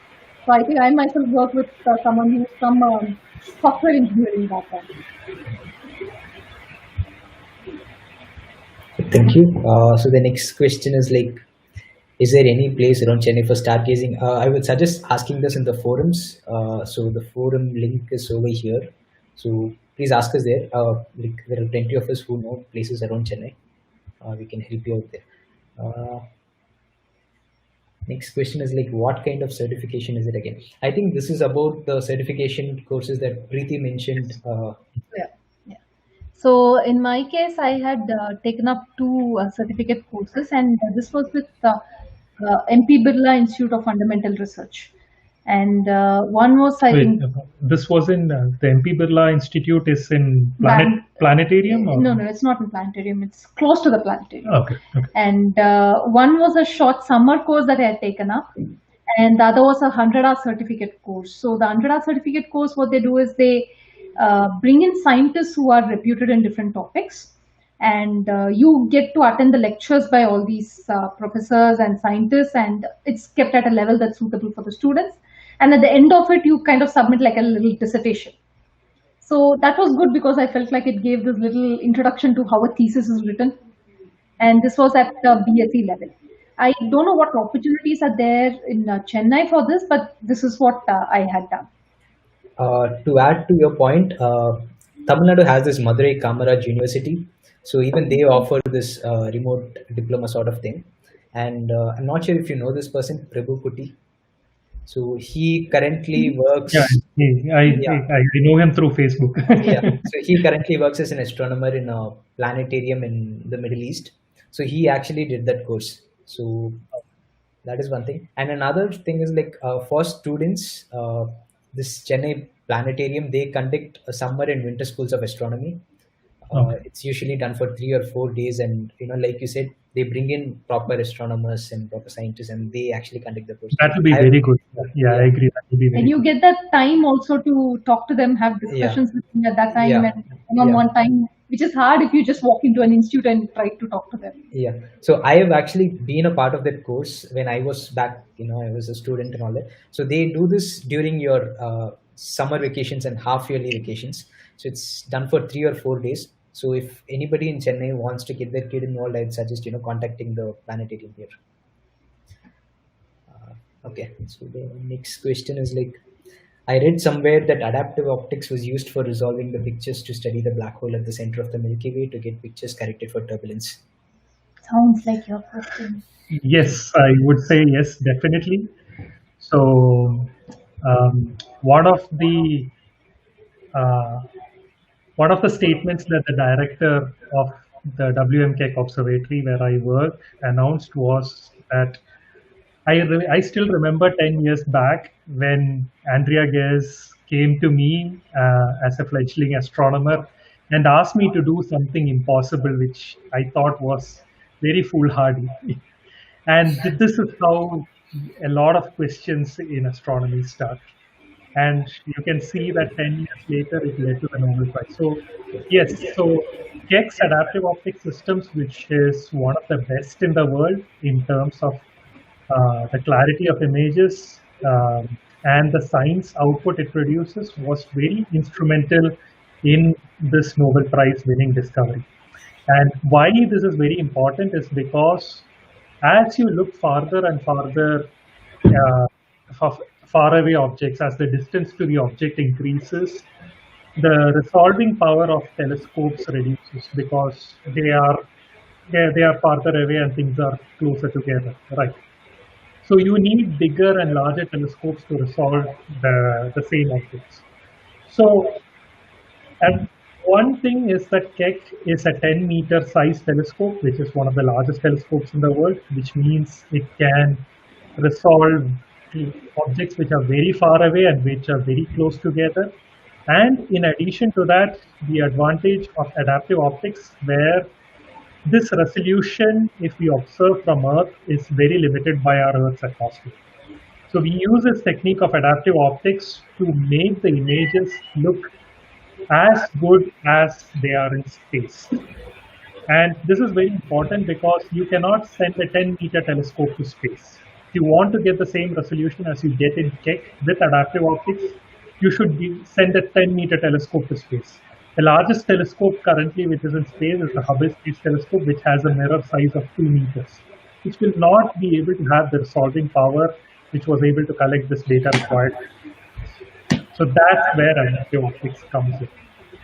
So yeah, you are quite right, that adaptive optics was used for this path-breaking discovery. That's great to know. Okay, so the next question is, hi guys, I'm Santosh from Chennai. He has a bachelor's degree in mechanical engineering and he cannot quit his day job because of commitments. So how can he do some serious, contribution to astronomy? So if it is at the citizen science level, then I would just go online and search for citizen science and astronomy. I think NASA has a lot of projects where you can take part from online itself, and you'll be helping them in data analysis. That is one way. And the other way is if he's interested in actual research itself, then it would be good to find out what research he might be interested in. Look for professors or scientists who are working in that particular field and take up short projects with them. And this way, he wouldn't have to leave the day job and he'd still be doing some research in astronomy. So it just comes down to how much time commitment and how far he wants to take this. So it can either be at the citizen science level, where he is contributing to the field, or if the second part is talking to someone and being part of a small project that he takes up and is doing the actual research. Okay. So the next question is like, can a bachelor's in engineering student do an MSc in physics? So yeah, that there are several colleges which accept engineering students to do MSc in physics. I don't have a list with me right now. I think you can search for it. But I remember in IIA we had this integrated MSc PhD course, which is now not there. But it was accepting applications from certain engineering streams, not all engineering streams. So, for example, if you are a civil engineer, I don't think you will be eligible for doing an MSc in physics. So something which is remotely connected to it, for example, electronics or engineering physics, those kind of streams which are much more tailored towards astronomy, or even optics, a little bit of optics, that those can actually eventually lead to a career in astrophysics. So the stream of engineer matters over. Okay. Okay, so the next question is like, please share if you have any information about the path that can be followed by a BE guy. Oh, yeah. So for the computer science and engineering also, I think if you want to go down the instrumentation path, you can go for the integrated MTech PhD or MTech in optics and optoelectronics. Those kind of courses. Again, I don't know the eligibility criteria from the back of my mind, but I'm sure you can find some courses where you are eligible for such MTech. As for the science part, I'm not exactly sure from my side. Do you know if you are an... It's computer science, I guess, B to MSc computer science would be easy. Yeah, so if you are an MSc computer science and then go to apply for a PhD in astronomy and astrophysics, that is a little more possible if you want to do a pure astrophysics thing. But as I said, so once the entry into the astrophysics community is done, then even though it will be dependent on the background in which you entered, there is some flexibility in what you want to do over there.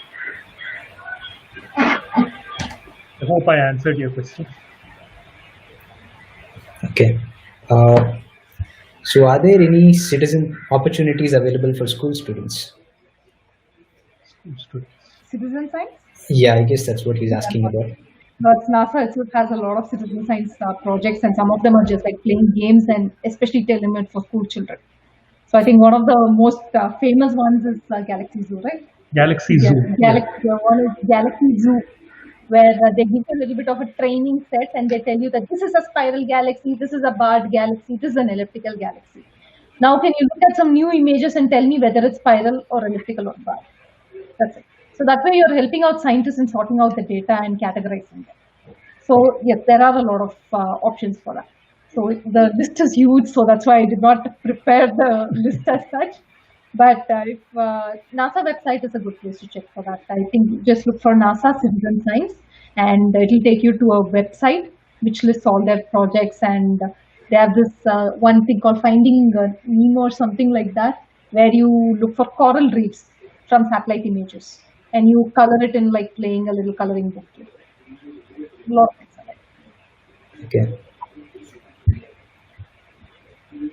So Rohini says, thank you so much for this good information. I'm glad. And Jav Z says, very informative, much appreciated. Okay, so Karthikeyan asks, I'm interested in getting my kid to get exposed to astronomy. I'd like to know from where I should start. I have a basic binocular for him and a basic DSLR with a 300 mm zoom. You should get the kid into your club, right? Yeah. So yeah, please join the club. I posted the link earlier. I'll probably add this to the description a little, after the session ends. So we actually have plenty of kids in the club. So I guess a week or 2 weeks back, we had a session that was conducted by a fourth standard student. So we have plenty of kids like that. That's on YouTube, right? Yeah, that's on YouTube. That's It's the for, video we saw. yeah. So just to give a background, like this club was started when I was in my first or second year of college. So pretty much everybody who's in the club, they joined back then, and almost all of us were students back then.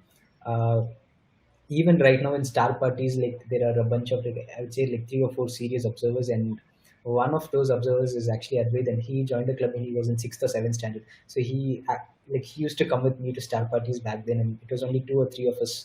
So if it's a kid, please feel free to contact us, like join them in the club.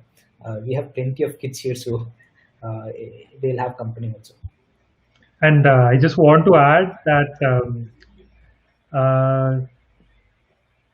astronomy, especially amateur astronomy, as much as Shiva would know, is a very expensive endeavor. Telescopes are quite costly. So actually, for starters, if you want to get an introduction, actually joining an astronomy club like the Chennai Astronomy Club would help on getting advice and information about how to get your kid interested in astronomy, and if you eventually want to buy a telescope or some equipment for yourself, he can actually advise you better on such things. It will be a more informed buy also, where you'll actually be putting the equipment to use and not buying, regretting, and selling it. Okay. So Mohammed Adib says, wonderful session. Never knew astronomy had so many fields. Thank you for the information. I wish I knew that. None of us knew that before coming to astronomy.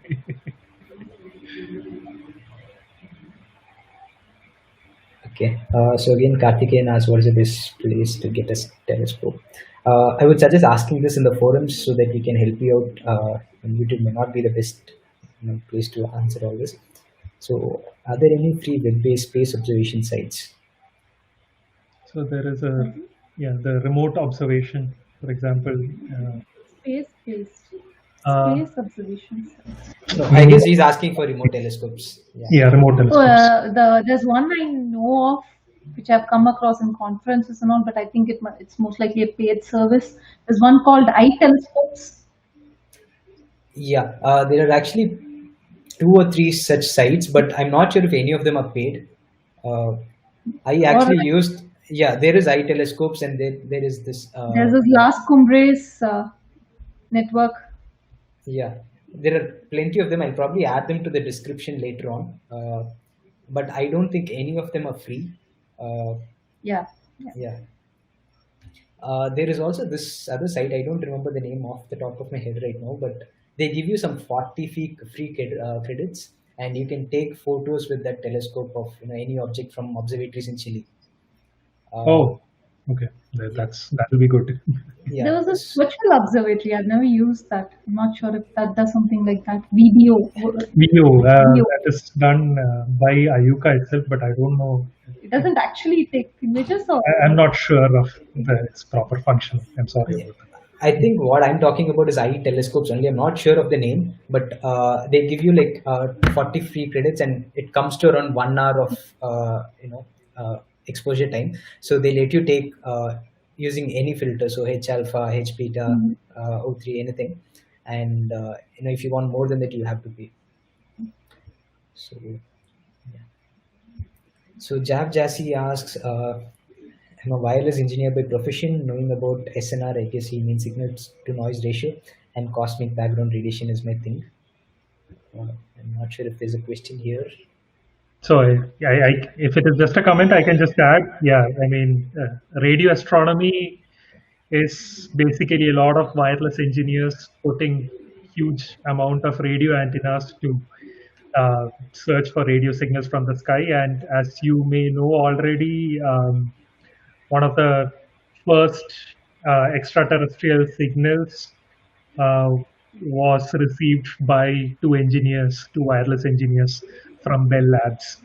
So you are, I mean, I'm sure it will be very easy for you to get into astronomy as compared to other engineers.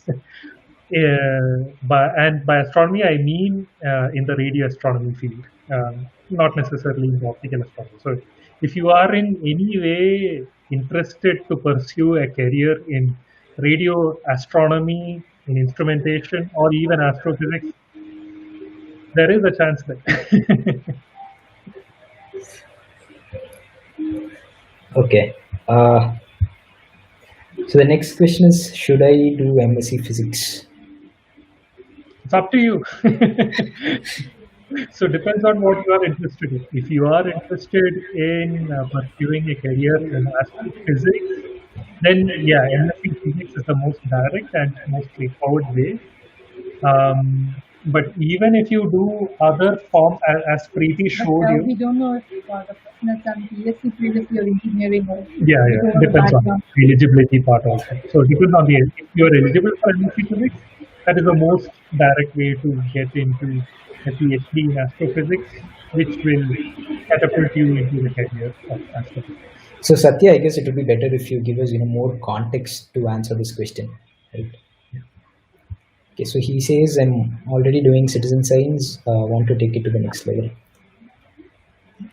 Next level would be to talk to some faculty or scientists. If you can find someone, maybe if there is a citizen science you're already working on, and it looks interesting to you, contact the people who are behind that project itself and see if you can do more within that project itself, because you're already familiar with it. If you want to do something completely different, new, then the best way is to go about contacting faculty in that particular field and take up a short project. But easy place to start would be to just find the people behind the citizen science project itself and contact them, saying you want to be more involved. Okay. So Adip again says, wonderful session. I never knew astronomy had so many fields under it. I love astrophotography, but I feel myself lost under all that information. Any tips on where I can start? I don't know where to start. No, in terms of astrophotography, with your own telescope, I think Shiva would be better suited to answer that Depends question. on multiple levels. Is it Yeah. camera only astrophotography, camera with telephoto, with mount, with telescope? So there are different stages to it.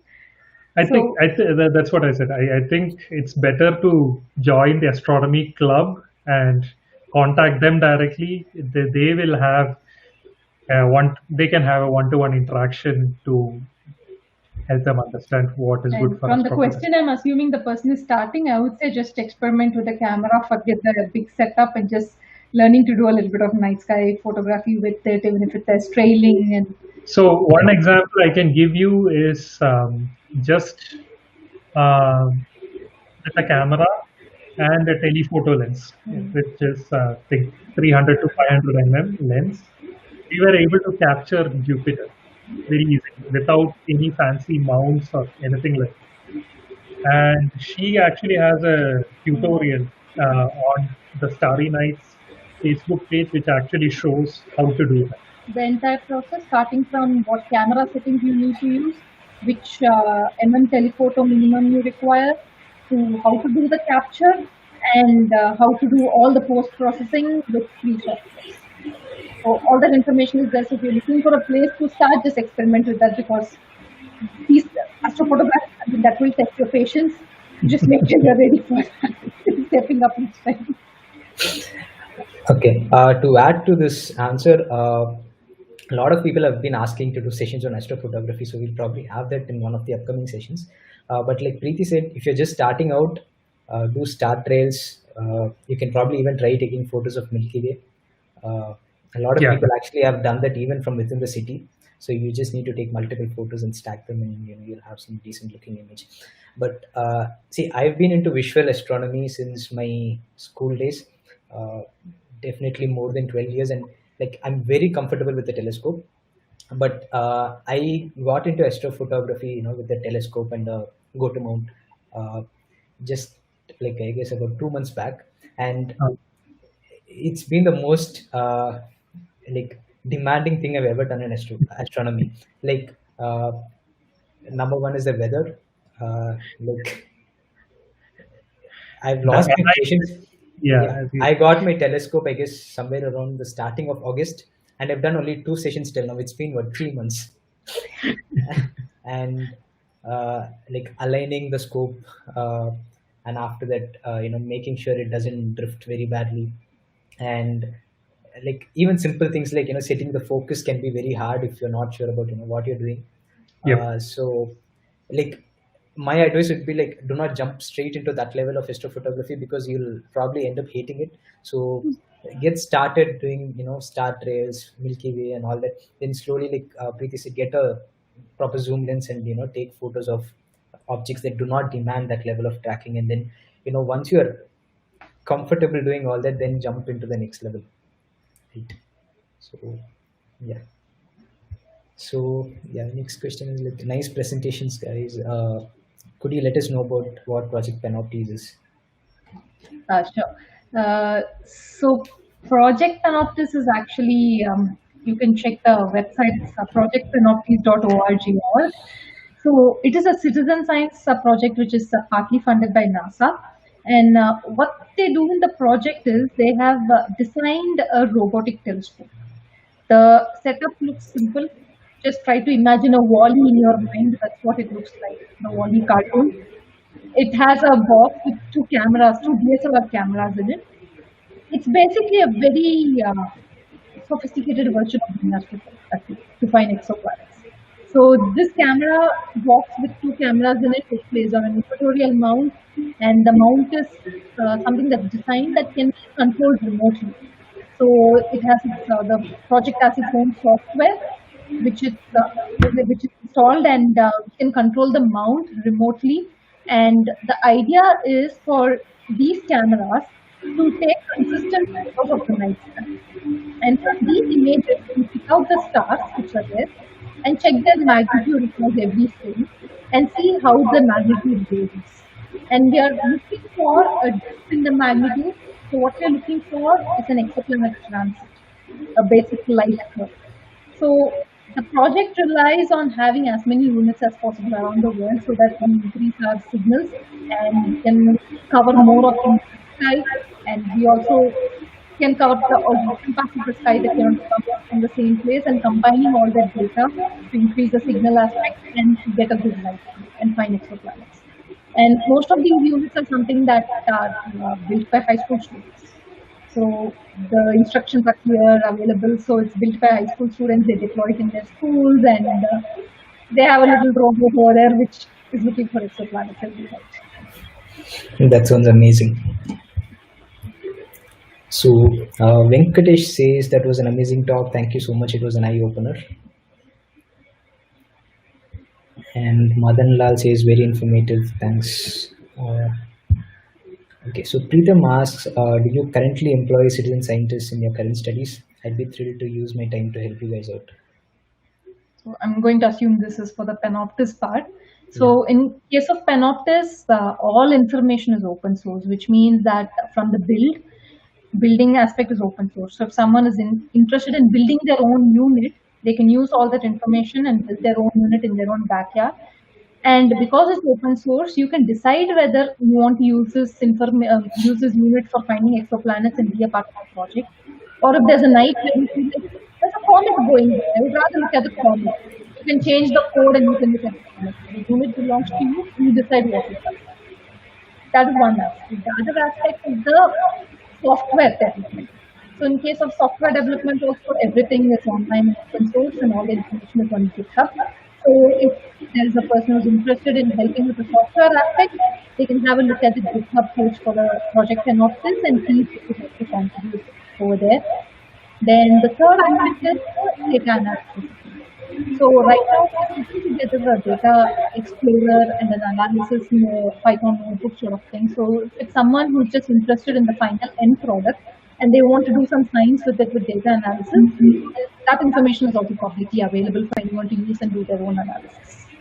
So these are the three main things also immediately where someone might want to be a part of it. Okay. So Shiva Raghavas, is it a micro observatory? I think this was in connect when we were discussing eye telescopes and we couldn't remember the third one. Okay, probably be it. Oh, micro observatories and minima. Yeah. Okay. Okay. I have one question. Like, how much do you guys use, stuff like artificial intelligence or machine learning in astronomy? Like, I believe that could be something that you guys can use for adaptive optics, right?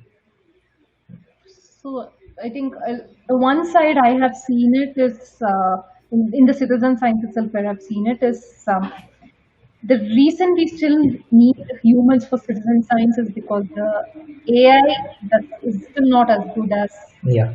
humans looking at data. So that is one aspect I've seen, and another aspect I think I have seen personally, which is a little different account from what we have personally experienced, is where the AI I feel has been used a lot to refine information that's already known, but not necessarily new information. So they have been used to predict patterns, saying that we could predict the same pattern that you could predict, but not a lot from that has gone forward with Okay. new data sets where Okay. we don't know what to expect. Okay. So So, it's so, predicting what's known already. so it is still an emerging field. So, I mean, the data sets are right now huge, but there will be a transition time there. This data, I mean, both can converge together, like the application of machine learning or artificial intelligence can converge to an astronomical field. And this will be very important in the future because, I mean, for example, the radio telescopes which are coming online, it's called one of the largest ones, it's called Square Kilometer Array. They will be generating petabytes of data every day. I mean, it's not something that a human can analyze or Yeah. a citizen scientist can go through one thing at a time. So a lot of machine learning techniques are being explored for those kind of data, and personally, I am involved a in a project in adaptive optics itself where I'm trying to work with collaborators where I'm giving data to a collaborator where to see whether the machine learning technique employed by that collaborator can replicate what an adaptive optics system can do. Okay. So the results are mixed, but they are very encouraging right now. We will be going in that direction for sure with astronomy data. It's just that it's not there yet. Okay. So Satya again says, "Thank you for your informative session. Clears my mind really." And Aparna is asking, like, learn so much. Thank you again. Can you know what you guys are into currently? Joined a little late. You want to start? No, I just One spoke sentence. about the project itself, Okay. right? Yeah. So the project that I've been talking about for 2 answers, I think Project PANOPTES. So that's what I'm working on, and I'm employed at Subaru Telescope in Hawaii. So I work at the WM Keck Observatory in Hawaii, which is the largest segmented telescope in the world. And I work in the field of adaptive optics or the instrumentation of adaptive optics. where I design the optics and electronics and the computing infrastructure, little bit of a lot of those things to correct for the atmospheric turbulence, and so that science can be done on clearer images. I hope that answers your question. So Karthikeyan is asking a question to Dr. Preethi Krishnamoorthy. Can you please share your video link where you have explained how to use camera to photograph space object? I have no idea where to put it in chat here now, but the simplest way would be to go to our astronomy Facebook page, which is facebook.com/astronomy outreaches. So our page name is starry nice, or I think Shiva, if you can find it. find it. I am trying to find it here. I've actually posted it on chat now. I could Yeah, probably I send see it to it you on in chat. chat. I see it on chat. Yeah, that's the page. So this is actually the page title and this is the URL. So if you guys are not able to see it in chat for some reason, this is it. I'll probably later update all this in the description. Okay. The video is in that page, maybe 2-3 scrolls down. Okay. So Shiva is asking, when will there be telescopes on Moon, and is it the next hotspot for telescopes as they don't have any turbulence? That's a very good question. So It'll kill your AO job. yeah, first of all, I'll be jobless. But on a serious note, as of now, before the advent of reusable rockets and SpaceX, which are all currently new, the cost of sending things to space is very expensive. And as we saw in the case of Hubble telescope itself, which is in space, it took $5 billion to send Hubble to space, and it is a 2-meter telescope. The whole cost of building the 30-meter telescope, which is 15 times larger than Hubble, is only $1 billion, $1 to $2 billion, which will be less than half of the cost of sending a 2-meter telescope to space. And even the JWST, the James Webb Space Telescope, which is the next telescope which is going to be sent to space, that has a price tag of around $10 billion or something like that, and it is a 5-meter telescope. So the main impediment there to sending telescopes to space is cost. And we in the field of science are always working on a very frugal aspect. A lot of money doesn't get thrown at us usually. They usually go to defense or industrial applications.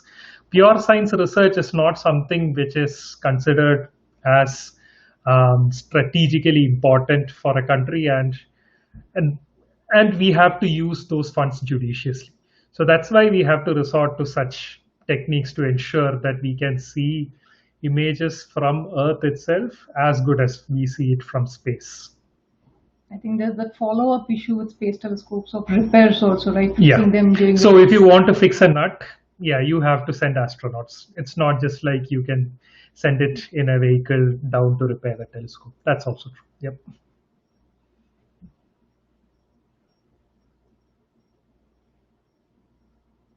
Oh, 2 lines on James Webb Space Telescope. I'm not very familiar with JWST.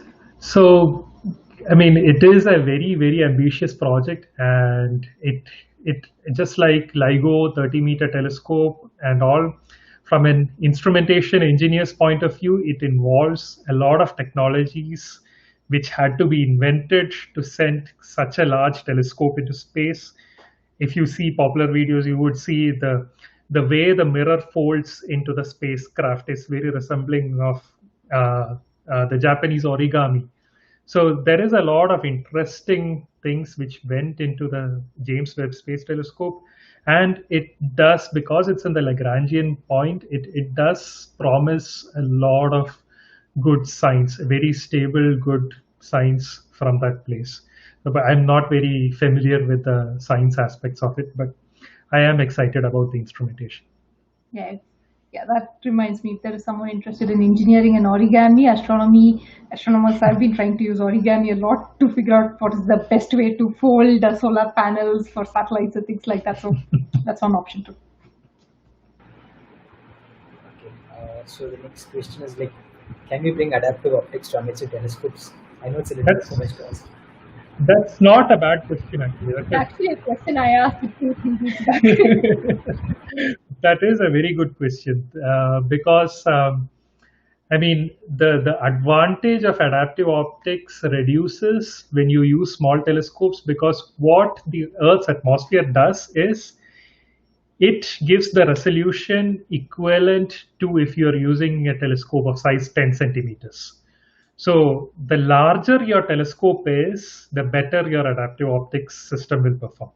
That being said, even for amateur telescopes which are of 8 to 16-inch of size, I think there are some companies who provide off-the-shelf adaptive optic system. They don't have all the features of adaptive optics on big telescopes, but they do provide some minimal correction.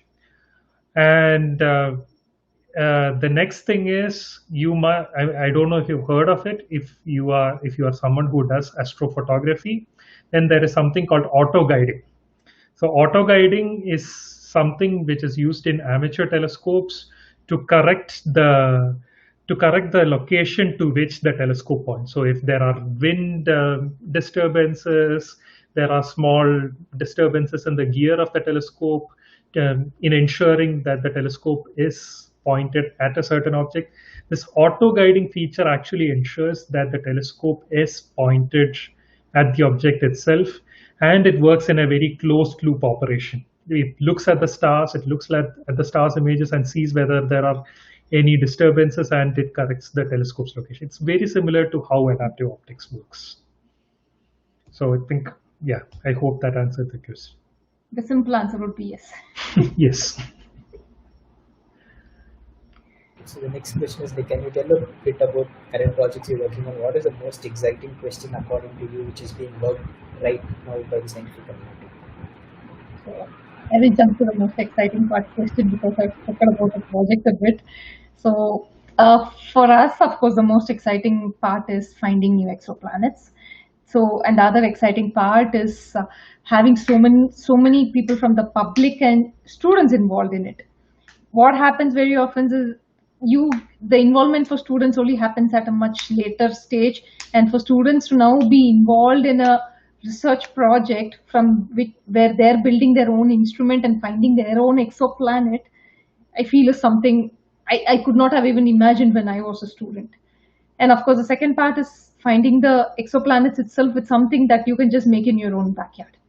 Because otherwise, exoplanets has always been connected to telescopes and satellites like Kepler and TESS and all these big names. So yeah, those are the two main exciting parts for me, and that is in turn connected to life on other planets existing. So we finding exoplanets means the main reason this project is different from those big projects like Kepler and TESS is that Kepler, TESS have a very narrow field of view. They can only look at a small section of the sky when they are put to work, and every field has to be chosen very carefully. They can't randomly point anywhere.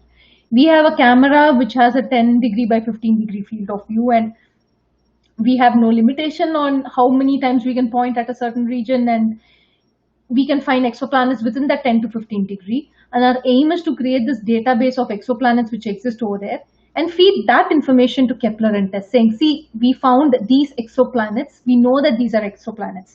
Now you can go look at them in detail instead of just scanning the sky to look for new exoplanets. That way they save their time, and they're definitely only looking at objects of actual interest rather than just scanning with a tiny field of view throughout looking for. You're basically reducing the haystack for them.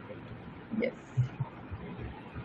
So I already told about the current project that I'm working on, but one of the most exciting questions that I am interested in is from the engineering point of view, how to make the system as better as possible, how to collect most accurate information as much as possible. Because I remember the first time I saw an image with adaptive optics. So it was, I think, a binary star, and all I could see before the adaptive optics system was switched on in the Palomar telescope where I was sitting was that it was a big blur. And when the adaptive optics was switched on, the two images, the blur collapsed into two different stars, which we could see so clearly.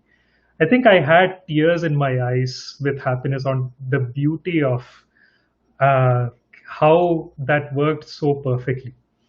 So after that, it has been, I mean, it has been my exciting question to make these adaptive optics system work the best they can. Uh, I want to ask you something here. Like, how badly does light pollution affect you guys? Because earlier we had all these sodium vapor lamps and mercury vapor lamps and all that, and we have a lot of light pollution filters that are designed to counteract all those things. But these days everybody is kind of moving towards LED lights, which are more broadband. And how does it affect you guys? Yeah, so that is a very good question. So the thing is, with our backyard telescopes, in First of all, the location we are in, light pollution is not a major problem. We can just open our door, step out, and with the porch lights on, we can see the Milky Way with our eyes. very clearly but I understand most people don't have that luck. But we had actually bought a CLS filter, When which we was were in Bengaluru, when we were in Bangalore, but I didn't find much effect with that.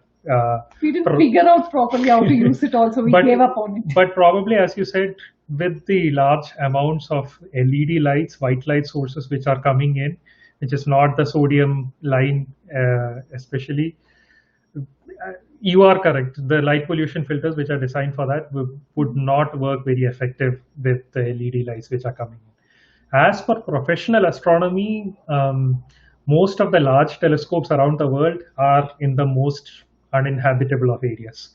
There are virtually no lights near that, and there are very strict regulations on the usage of any street lights or even headlights near those telescopes.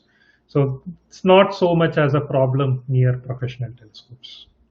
Just to give a little perspective to that, so the image that we showed of the Keck telescopes and the Subaru telescope where we work, I have not been there even once. I work from an office quite far away from that place, and that telescope is remotely controlled from that office. In this case, I think he's gone up once. And yeah, once. And it Once. is at a height of 4,200 meters above sea level. And and we have to acclimatize every day we go. We cannot stay there for long durations of time. And most of the time, I have to work with oxygen connected to my nose. So it's not a very easy place to work with. You have to take a lot of precautions to get your work done, and you have to plan your work very carefully if you have some work on the telescope. That's great to know. Okay, I guess this is the last question. I'm not sure if there are any more questions. So, what is the best method to detect exoplanets? So I think there are two parts to this. One is it depends on what sort of exoplanet system it is itself and how close or far away it is from us. But if you're just going with the best method and if your aim is to find as many exoplanets as possible, the most successful method is the transiting exoplanets, where you're looking for light curves and you're looking for a drop in that light curve. You will have observational bias where you will only be able to see the cases where the planet is big enough or the star is close enough that the light changes enough for you to notice the light curve, and that the planet should be rotating along the same axis from where you are observing. There would be these biases, but most of the high percentage of the exoplanet observations that have happened so far are from that particular method, So because you can do a larger area scan find also. With some of the other methods, it needs only focusing on a particular star and then looking for it, like for example, imaging. So we can't find exoplanets if we are imaging a 10 degree by 15 degree field of view. You need the telescope pointing at like 2 arc seconds or 3 arc second field of view only at that star, which means it's going to take you longer to find those same exoplanets. so what she's so what I one example I would give is Kepler. So when I say Kepler discovered 2000 exoplanets, it doesn't mean that it has seen it. We don't have pictures of those exoplanets that Kepler has discovered. So how Kepler works is, as she said, so imagine there is a star and there is a planet rotating around it. And then let's say you as an observer is looking from there. So when the planet goes in front of the star, there will be a tiny dip in the amount of light coming from the star because the planet is blocking some of the light from it. So you look for those tiny dips. So every time the planet rotates, you can see that there are periodic dips. So if it is just one dip and it doesn't repeat again, then it is something with the instrument, or it is a false observation. But if you see Or consistently sometimes it could even be like variable stars. variable stars Yeah. or some other phenomenon. So, but if you see periodic dips in your light curves, that the depth of that periodic dip itself will give you an understanding of what kind of a planet it is, how far it is from the star. A lot of information can be got just from understanding how much of the light has dipped from that star. What we are just basically seeing is like an eclipse happening in a different solar system. That's it. It's an eclipse or a transit happening in a different solar system. Not a full eclipse, it's a very, very, very Very partial tiny. eclipse. It's like when we see Mercury transiting Sun over here, you need specialized telescopes which has a field of view and resolution to see Mercury to spot that it's there. It's something more like that case, but happening in a completely different solar system. Okay, so we have a couple more thank you messages, and Akshita asks, this method is similar to Doppler's method of finding an exoplanet, right? Yeah, okay. The Doppler method is a different method. So I think there are totally about 5 different methods of finding exoplanets. So the transit light curve method is the most used one. Then there is imaging, there is radial velocity, and the Doppler method. In Doppler method, what you're doing is basically it's like the Doppler sound that you have in sound, where the frequency of sound changes because of Doppler effect, and you're looking for a change in the wavelength of light because of that. So it's a different method, but it is used for finding exoplanets, and I think there's The a last one is astrometric. gravitational microlensing is the last one, which is used for finding exoplanets. That's a little more complicated. No wonder I didn't remember. Okay, so what about star ritual and unusual? I guess he's talking about Betelgeuse. I'm not sure about that. Tabby star, I heard of it. I'm not sure about it. Yeah, I don't remember what it is. I'm sorry. So Akash is saying, so wonderful session with lovely real world insights that can be helpful to people. Thank you so much. So I guess that's all for the questions. We don't have any more questions here. So thanks to both of you. It was amazing. And thanks for taking the time and doing this. I know it must be late there for you. So thanks again. We learned a lot. So all the best for the careers. And please send us any questions. I think Shiva will be posting our email also on the description page. So please, if you have any further questions, you can send us emails and we can talk there. We might be a little slow on responding at times depending on work, but we will respond. Thank you very much for hosting this session, Shiva. It's been a nice break from sitting at home during the lockdown. Thank you guys. So okay, if anybody is interested in joining the club, please do so by joining us here. We are purposefully not continuing the club on Facebook because I'm not sure if you remember this, Preethi, but Rohan, Arun, who currently work with Bellatrix, like we have been involved in some way or the other since the last 7 or 8 years, and we had a lot of interesting questions, conversations, everything in the club that it just disappeared because of Facebook's algorithms. So we, like it's very difficult to go find out old conversations, old topics. So if somebody posts a photograph, it gets to the dot and any interesting conversation just disappears. So we want to kind of create a forum where people can go find all this even after years. So something similar to Cloudy Nights, where you can even right now you can go see posts that were made in the early 2000s. So that's the motive behind this. So I hope to see people here. So if you have any questions, any topic, please join and post. And once this COVID situation improves, I'll probably see you guys in some staff party. So just on that note, we are practicing and planning to do virtual sky watches. We have a little telescope over here, and the sky over here is very good. So we have been trying to set up a way to Live with, stream. live stream virtual sky watches. So that's something that's happening. So So if at any just point you're interested or keep something. looking at our page.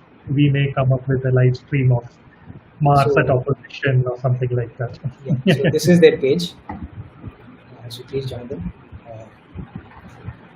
So yes, that's it. Thank you so much. See you later.